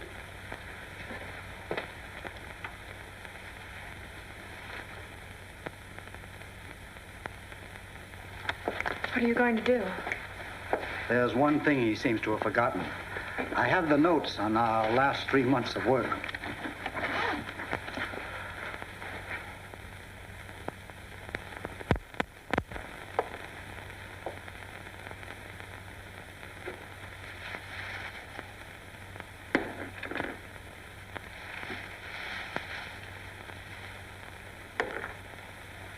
Remember me? Dr. Reed. Nora. The handsome scientist next door. My, how you've grown. Let's see, how many years has it been now? 4 at least. You haven't changed a bit, Doctor. What's this doctor stuff? My name's John, remember? Gee, it's good to see you. Same here. Still have that schoolgirl crush on me? Oh, please now. Tell me, Doctor, John, are you still working on allergies? Naturally. Is there anything else in the world? You research men are all alike. And when do you expect to get around to me? Gwen, Nothing. when did you arrive? Weren't you going to let me know you were here? I was just in my way. A girl generally likes to run her fingers through her hair and fix her face first. It's been a long time. Too long. I'd almost forgotten. And I was worried. You practically stopped writing. We were awfully busy. Are we still meant for each other? As soon as I finish here. Hurry it up. I need you. All those people with allergies need you. So that's the reason you want to marry me. Why don't you girls come over to my place? I'll fix you up a nice hot cup of Dr. Reed's special brew.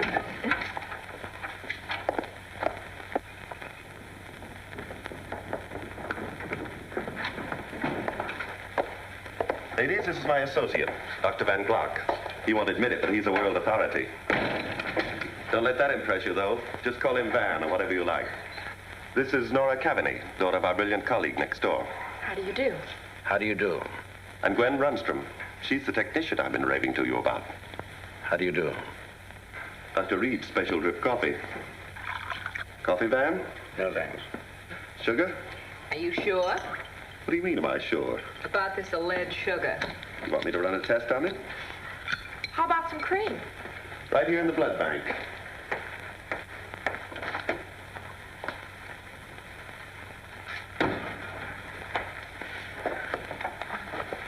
No, thanks. By the way, how'd you like to see the rest of our staff? Bring your coffee.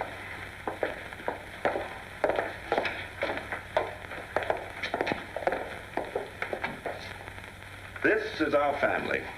It started 6 months ago with just those two. And now look. Oh, remember him?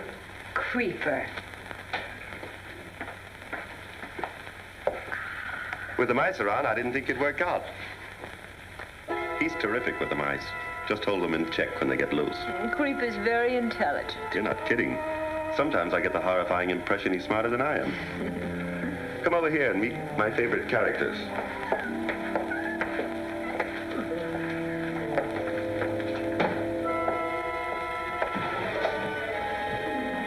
See the fat one? That's Gertrude. She's a wonderful mother. That skinny one's Ophelia. She has a suicide complex, poor thing.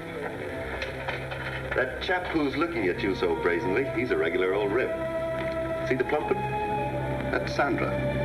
She's a cute little...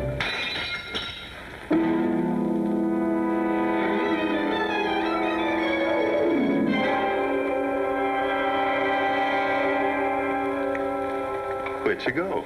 It's nothing, John. What do you mean, nothing? People just don't drop glasses and run out of offices.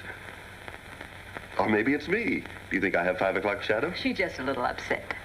What about? Overwork, I suppose. You know how we all get sometimes. We'd better see how she is. She's all right. It's nothing, really.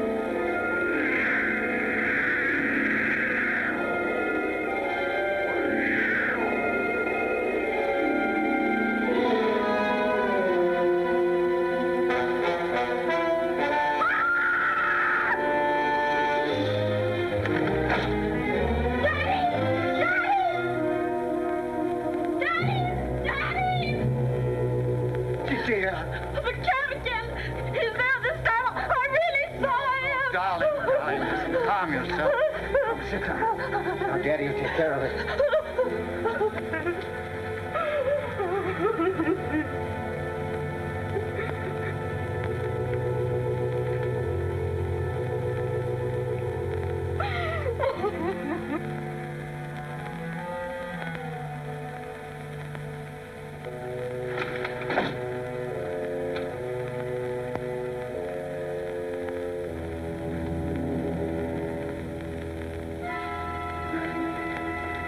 There was nothing there, Nori, dear. You were having a nightmare. Everyone tells me I'm dreaming. I'd just gone to bed. There couldn't have been anything. Didn't you hear the cat? No. He was out on the front lawn. Are you sure? Try not to think of these fantastic things, sweetheart. Come now, you must get back to bed. That's a good girl.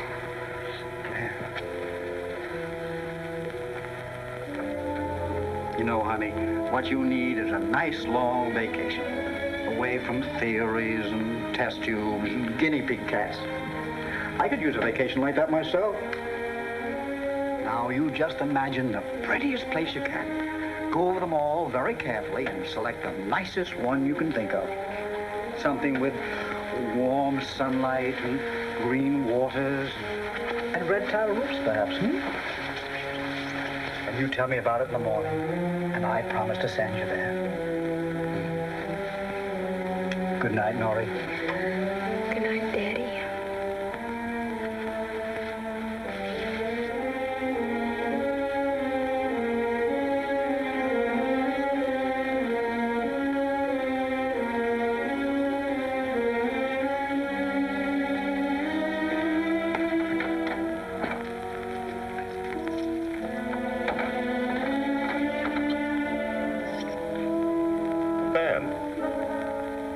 What were you doing in there? Looking for Creeper. I can't find him. Anybody in yet? It's pretty early for them. No, nobody's in there, but the door is open, so I go in. I wish you wouldn't do that, Van. If anybody happened to walk in while you were there, they might think you were snooping or something. They've been pretty hush-hush about what they're up to. Where was Creeper? I don't know. I didn't find him. What have you got there? Oh, I can't sleep. I get here early. Experiment. On what? This has nothing to do with what we're working on, has it? I do this for myself. I thought we were partners, Van. Yes, we're partners. Oh, I just fool around. Experiment. Nothing important. Gives me something to do when I can't sleep. I'm sorry I was short. Still friends? Still friends. Did you check that McCormick report? Oh, no, not yet. Well, let's have a look at it.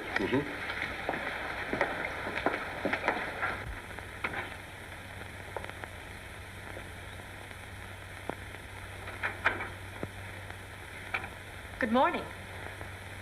Laura, good morning to you. Am I intruding? Not at all. Where have you been? Busy. I'm sorry I ran out on you like that the other day. Think nothing of it. I know that mice affect some women like that, but I didn't think that'd bother you. Oh, it wasn't exactly the mice. It was... Well, That reminds me. Just exactly what are Borden and your father doing? They thought it was possible to illuminate certain organs of the body. It would have been a great boon to surgery and internal medicine. Would have been. Didn't it work out? I don't know. Anyway, I'm sure not the way Dad expected. He says it's too dangerous to handle, and, well, I don't think he wants to continue. What does Borden think?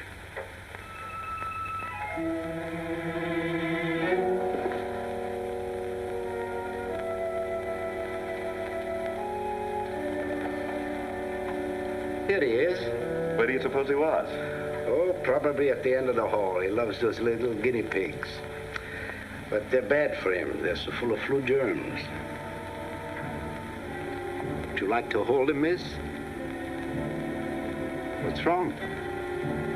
But he's so nice and gentle. He likes ladies. Please! Get it out of here. Sorry. They affect me that way. I can't help it. That's really why you ran out that first day you came here, isn't it? Why did you let me think it was mice and jitters? To be afraid of cats like that, it's so hard to explain. How about a cup of hot chocolate? It's more relaxing than coffee. Thanks. How did it start? I mean, have you had this particular fear all your life? No, it began when we moved to the West Indies. I never could get used to the sticky heat and the feeling that there were creeping things all around me. You're very imaginative, aren't you? Very. I guess it got the best of me. That and never knowing when I might put my foot down on something coiled and hissing. It seems as if you were living in a perpetual state of Halloween. Is that how the cats came into it? I was about to tell you. The natives believe in metempsychosis. They believe they took the shape of cats after death. I've never felt too much at ease with cats, and right about then my life became a rather horrifying round of squirming cats and hypodermic needles and serum bubbling in bottles. Of all of us there, I was the only one who caught the fever.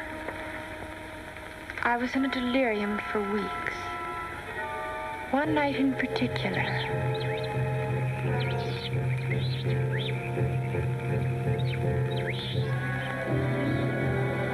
You know how it is in delirium. Everything becomes exaggerated. Everything that happened to me became magnified in my dreams. And I can still remember seeing the most horrible things.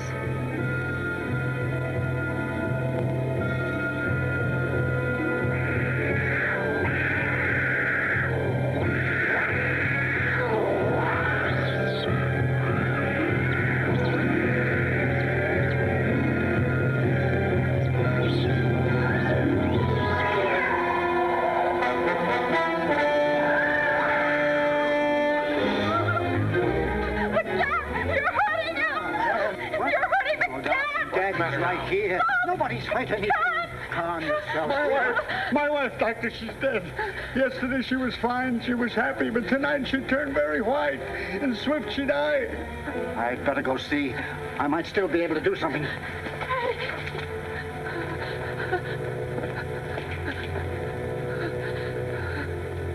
Daddy.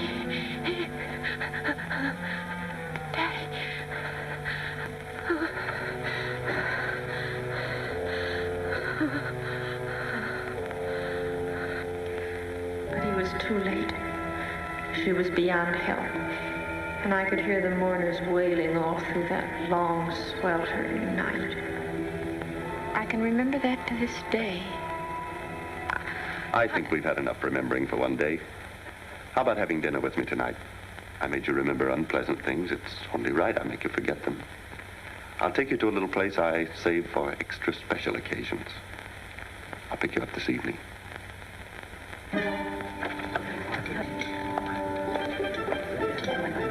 Dr. Reed. Hiya, Wong. Very well, Doctor. I have a booth all set up for you. Thank you. How's business? Pretty good.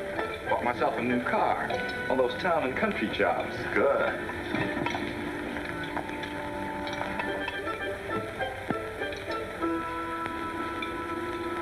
Is anything wrong, Nora? Not exactly. The place just seems... Strange. You can say what you like about the joint, so long as you like my food. You don't want a menu, do you, Doc? No, you dream it up, Wong. Right-ho.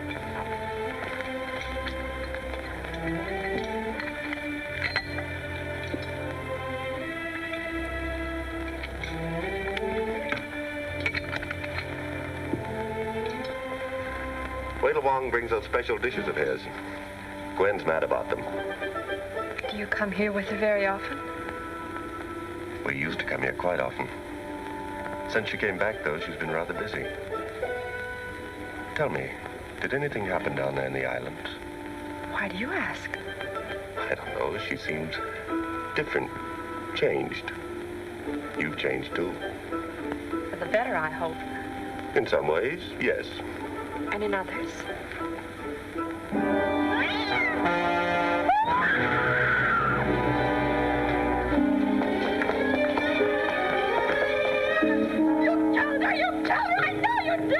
Nora! Nora!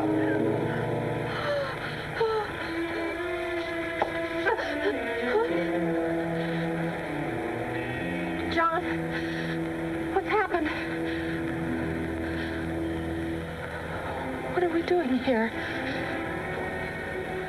You got frightened and ran out of the restaurant. Oh, John, I'm so sorry. Did I say anything that... Yes. You said to me, you killed her, you killed her. What did you mean by that? I didn't mean anything. I mean, I don't know. I couldn't possibly have. Perhaps not. I might have been mistaken. Nora, I want to help you. Won't you let me? There's nothing you can do, John. Please take me home.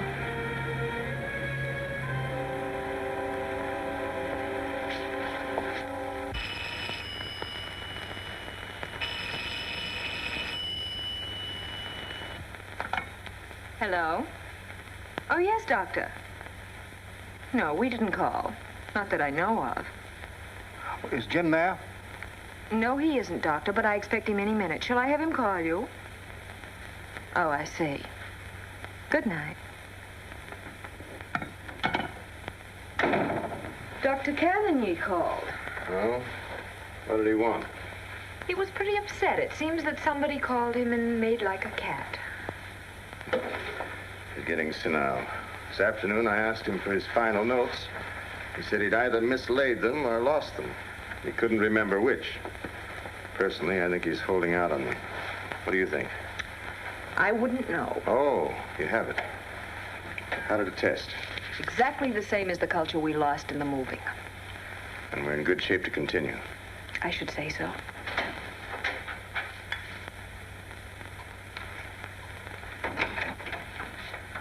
Good evening, Doctor. You don't mind? I saw him coming here as I was leaving.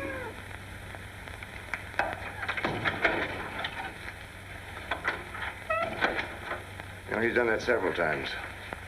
He impresses me as a very weird sort of fellow. I think he's harmless.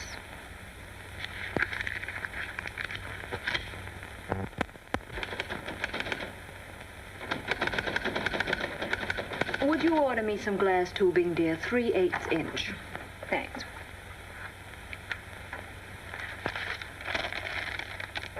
Did you have a good time last night? How did you know? Did he take you to Ah Wong's? Don't misunderstand me, Nora. It's not John I'm concerned about, it's you. I'm afraid that in your present condition, you might so easily misunderstand kindness for something else. He feels sorry for you, Nora, as we all do. Sorry? Why should anyone feel sorry for me? I wouldn't say this, except that part of the cure is in facing it. You know, dear, you've always been a rather neurotic type, and the trip to the West Indies doesn't seem to have helped you. In fact, well, I hate to suggest this, but don't you think it's time you consulted a psychiatrist? Of course, I wouldn't feel qualified, but If I did hazard a diagnosis, I should say that there are definite symptoms of schizophrenia. Tell me, Nora, don't you ever find yourself awakening from some horribly realistic dream in which you're another person? Perhaps not even another person, an animal, a cat. And don't you ever feel an awakening that it wasn't a dream, but true? That you are two separate beings. One the Nora we know, and the other... No, it's not true. Who told you?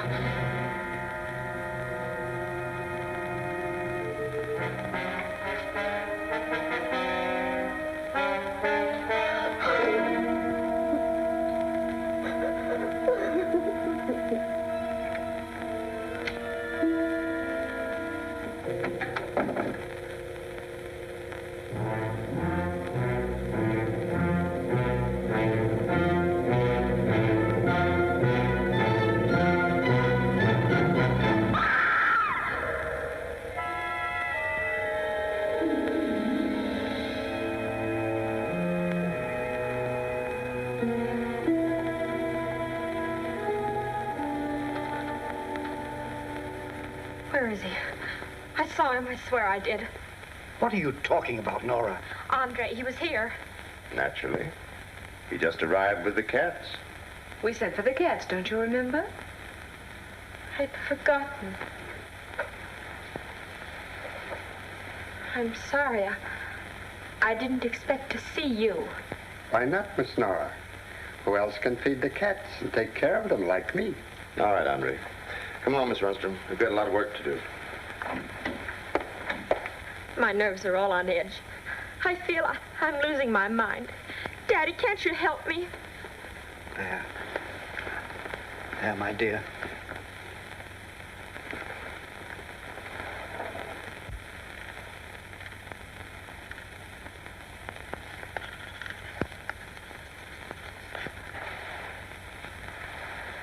He's dead? Why does this always happen to me? It never did with Cavanagh. Hello? Don't you realize it's customary to knock? I'm sorry. What goes on? It's highly confidential. We're very busy. Please go. Is Nora around? She had one of her spells. Her father took her home.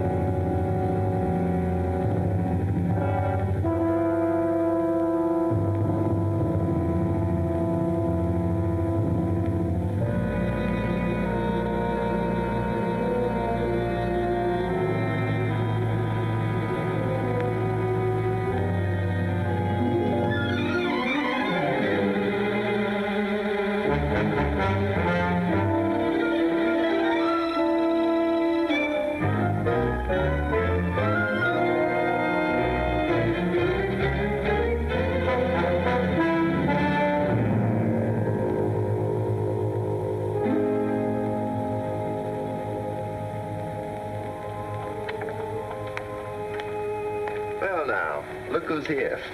So you decided to sober up and come home, huh? How about a nice cold saucer of milk? Just the thing for the morning after.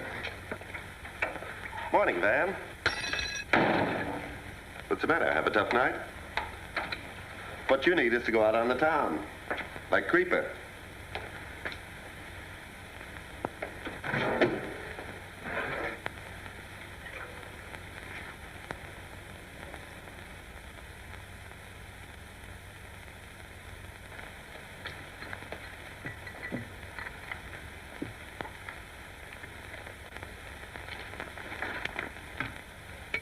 Did you see this?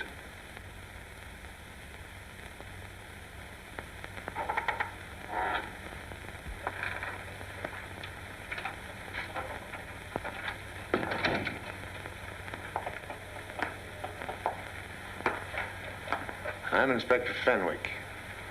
Is it about this? Mm-hmm. You're Dr. Reed? That's right. And you're Dr. Van Blanc? I am. What happened? That's what I'm trying to find out. You know anything about it? Only what I've read here. Tell me, why are you holding Miss Cavaney? Friend of yours? Yes, she is. Well, she was found unconscious a couple blocks from the house. There was blood. The old man's blood. On her hands, under her nails. You don't think she could have done anything like that? I understand she's been ailing lately. Been rather nervous and unstrung.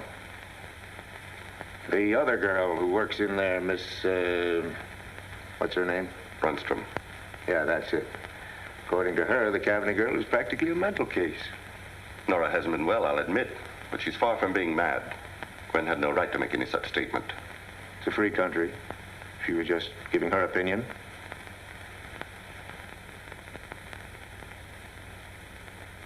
Where is Miss Cavaney now? Jail hospital. Could I see her? Not until after the state alienists have seen her. Ask me again tomorrow. What kind of work are they doing next door? I couldn't say exactly. Something to do with cellular phosphorescence. Who is the strange-looking character they have in there with them? Andre something or other. He takes care of the cats. I see. Well, I guess that'll be all for now. Unless you can think of something else.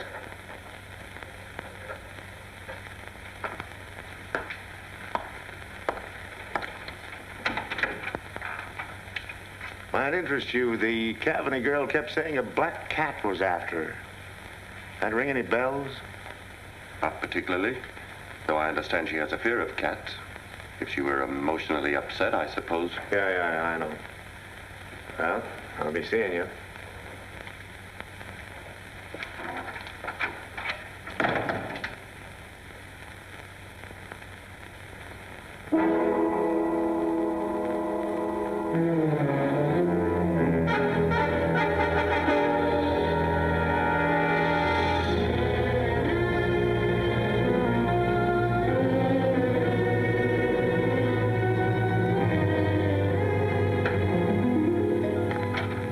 Say, that's good news about Nora. Where is she? My, we are excited, aren't we? Well, after all, What do you mean, after all? naturally I'm concerned about her, as I would be about anyone I knew. Come now. What is this? I'm sorry, John. I'm all on edge. Nora's staying with me. Dr. Borden got a trained nurse in with her. Well, that's better. How about taking in a movie and dinner tonight? I feel like relaxing. All right, Gwen, what time? You don't want to go. I didn't say I didn't want to go. You don't sound very enthusiastic. Please don't try to be difficult. You'd rather see her, is that it? Please, Gwen. I'll pick you up in half an hour. Don't bother. You mean too much to me to be a burden to you. I'll see you tomorrow. Maybe you'll be in a better mood. I'll be working tomorrow. And I'll be working day after tomorrow. From now on, I'll always be working. It's all I'm good for anyway. Work, work, work. Might as well resign myself to it. They say that's as good an escape as any.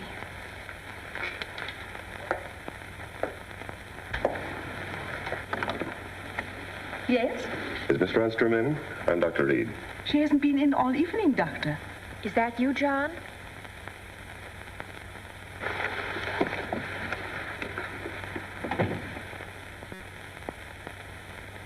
How thoughtful of you.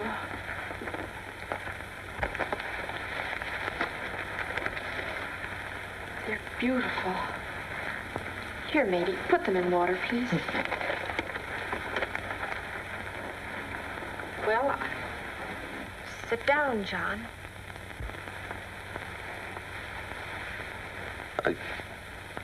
I'm sorry about what happened. Let's not talk about it. Everything going well at the lab? Oh, fine. How's Van? You should have seen him this morning. A mouse got loose and he started chasing him. Then Creeper joined him and... I'm sorry. I just wanted to take your mind off things. It's not your fault. It just suddenly comes back. Dad lying there. It was such a horrible thing. Who could have wanted to kill him? Don't you have any idea? No, I don't. I haven't the least idea. You can't think of anyone who held anything against him? Anyone who might have quarreled with him? No. I don't want to talk about it, do you hear? I don't want to discuss it any further. Let's not get upset, honey. We must relax and let me do all the worrying. Hmm? I really didn't intend to stay. I think I'll be running on. Good night. Good night. Good night, John. Dr. Borden. Evening, Doctor. I see you've been calling on my patient. She's still quite upset. Poor thing. I've been doing what I can to take her father's place.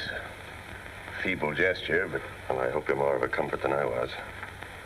Good night, Doctor. Good night.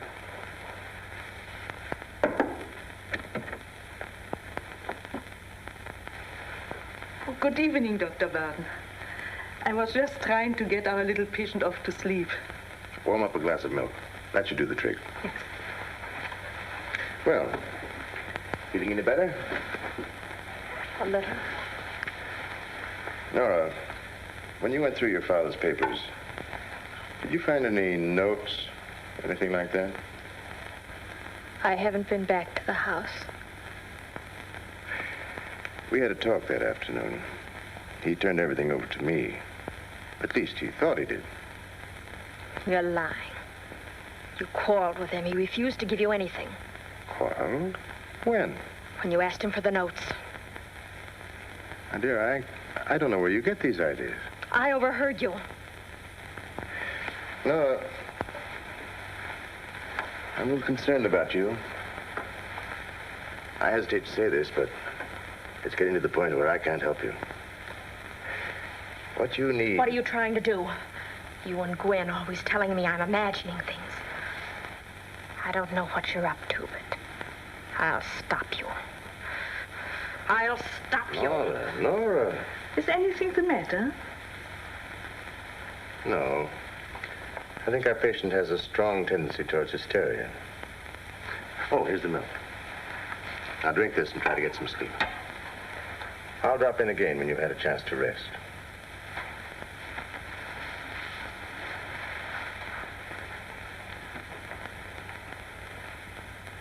Drink your milk. I don't want it. You better do, honey, what the doctor tells you. He knows best. Does he? I just set out to do the marketing. I couldn't have been gone more than half an hour. I wouldn't worry, Miss Halpin. She's probably just gone for a walk. Yes, I will. Goodbye.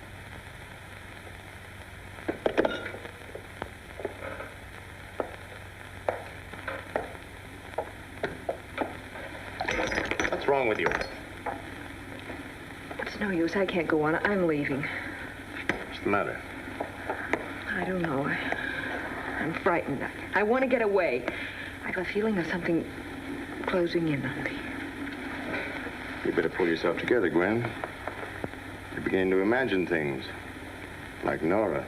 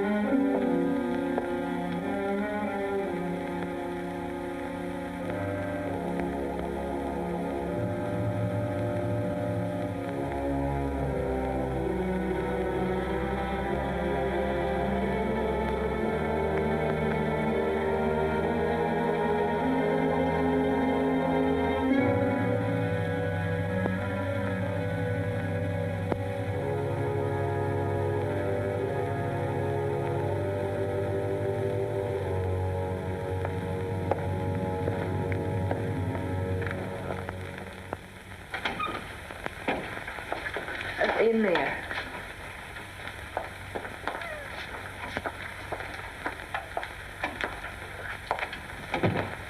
He got his the same way the doc did.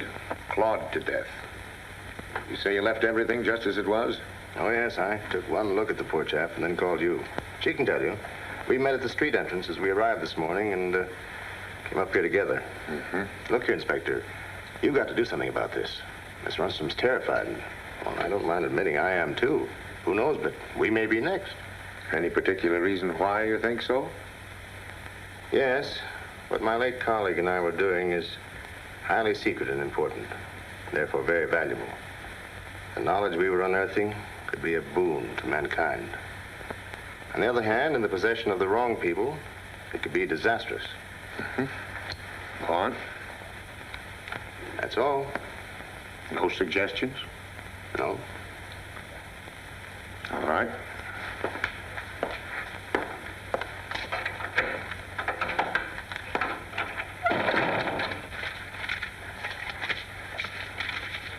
Looks like we'll have to start working nights again. This will take us a month to straighten out. Barbarians, I like to lay my hands on them. No doubt.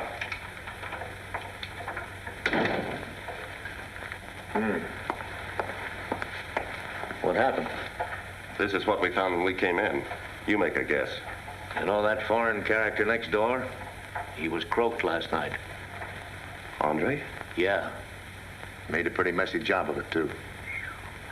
Where'd this happen? Next door. This doesn't make sense. Murders like this never make sense. Just thought you'd like to know.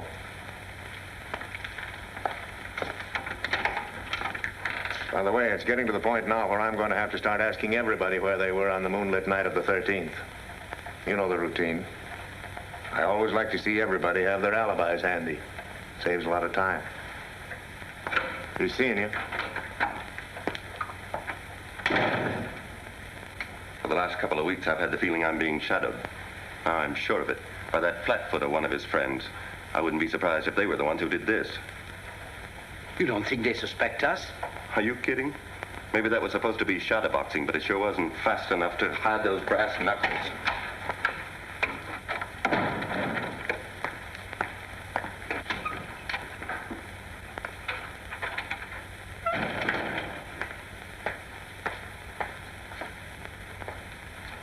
Hello. Do you know my lab's been ransacked? How exciting. Were you around last night? Of course not. I just thought you might have been working and heard something. Even if I had, I'd hardly go sticking my neck out after what's happened. Yes, that was pretty horrible. I just heard about it. It's getting too close for comfort. Don't tell me you're getting jittery. Do you think I'm made of iron? Don't you think that... How stupid of me to bore you with my little fears.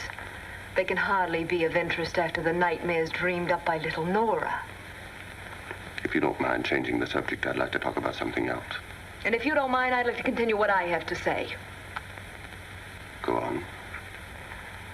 If you want my honest opinion, I think your poor, weak, supposedly helpless little Nora is more than able to take care of herself. I don't feel safe with her in my apartment anymore. Come now, you can't mean that. That's exactly what I do mean. John. I'm sorry for what I said. I guess my nerves are all shot. I need you, John. Please don't go. You don't know how sorry I am. It's my fault. I didn't realize it. I didn't want to admit it to myself. Don't say any more. I've known it since the first day. I felt that loneliness. I've been trying to fight it, using every means I know to fight it, but I give up.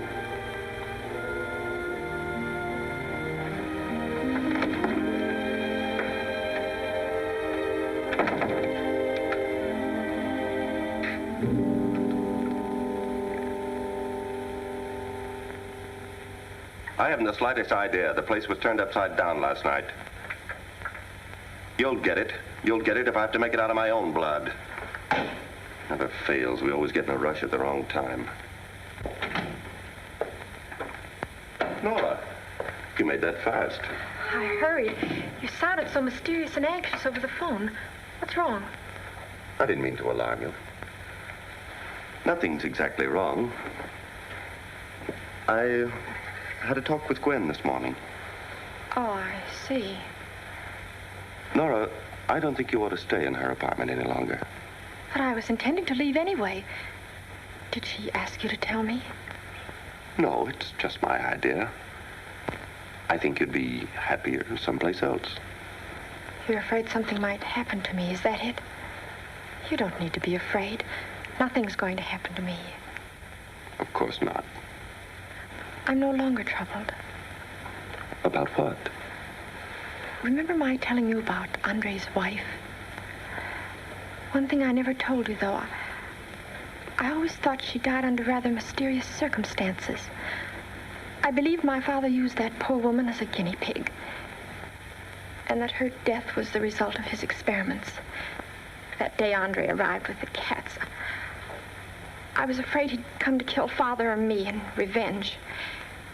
Then when Father was murdered, I was convinced of it. Well, why didn't you tell the police about all this? Because I had no real proof, and besides, for a while I even suspected myself. Living all those months with the horrible suspicion that my father was a murderer, trying to suppress it, especially from him. I was afraid of what it might be doing to me. Nora, who do you believe killed Andre? I don't know. But if whoever killed him killed Father, then what I've suspected is wrong. Father never hurt anyone.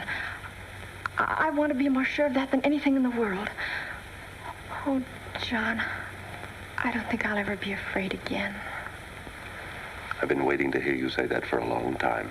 It means I can be honest with you, with everyone, especially with myself. There's only one more thing. What's that?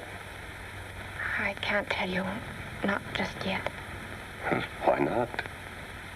There's something I still have to do. Let me help you. It's something I must do myself. You'll be careful. Where will you be staying?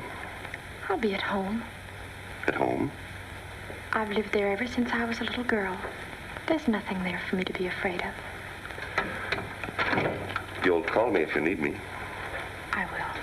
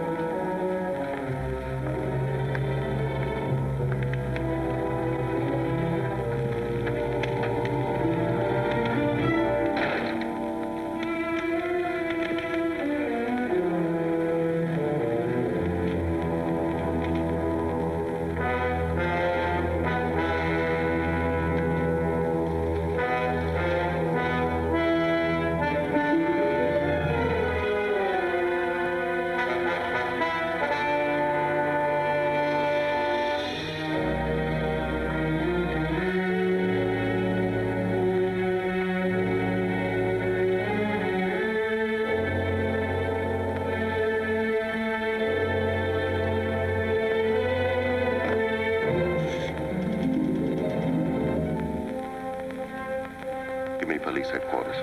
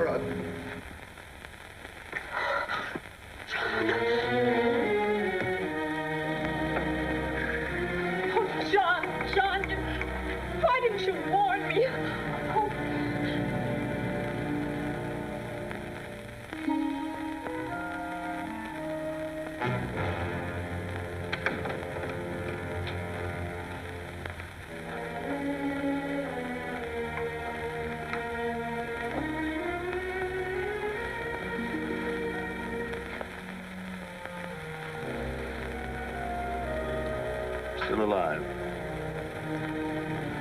It doesn't matter. You ever find those missing notes, my dear?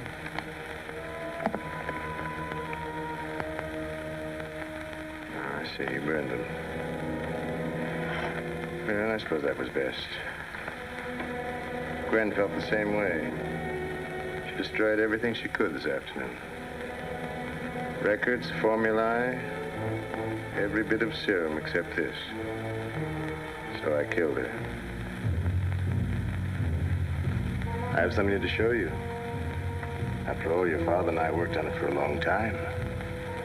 It's only right that you should see. A lot of people stood in my way. You most of all. For your father's sentimental weakening, I blame you. I don't know how much your father told you. Now I never will know. Nor will anyone else. The others who've seen this are dead. You and I will be the last.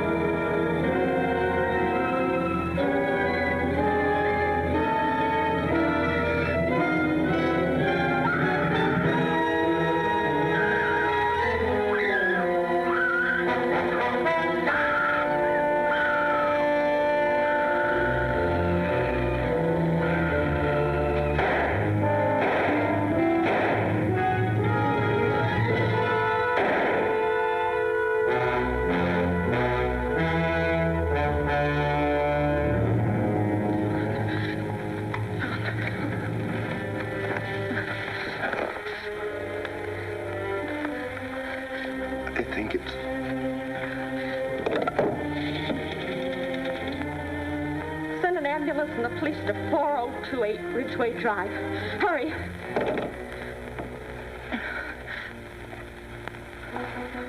Look, John. His hand. The claw. It's gone. What's that? His hand, John. He injected himself with the serum and his left hand turned into a cat's paw. That was the experiment. Please, Nora. Get hold of yourself. You don't... But of course you wouldn't believe me. But you're wrong, John. I saw it happen. I saw it with my own eyes. Yes, dear. All right, dear. You saw it happen.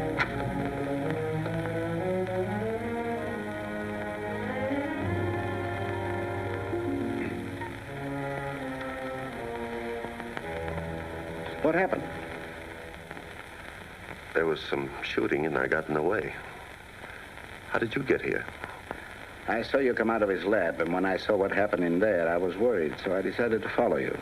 Sorry I'm late. You never did snoop out their secret, did you? No. Maybe it's just as well. This black devil is everywhere. Did you bring him? No. Borden did.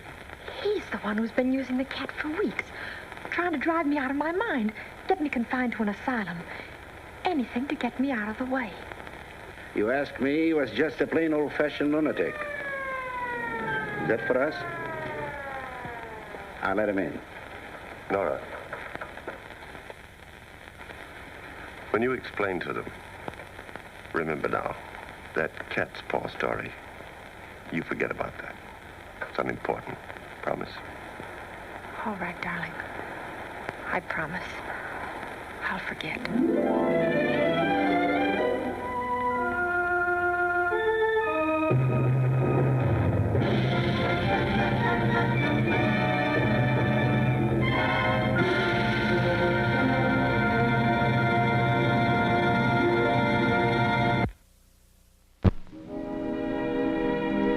And now, folks, it's time to say goodnight.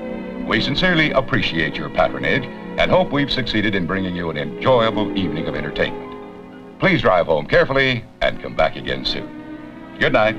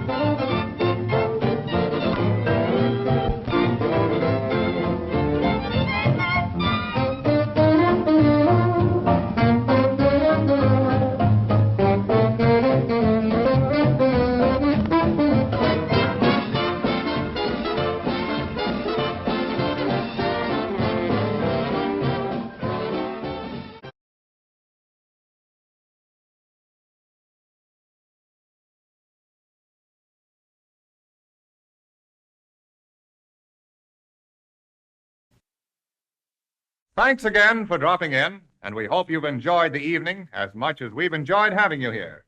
Till next time, please drive carefully, and good night now.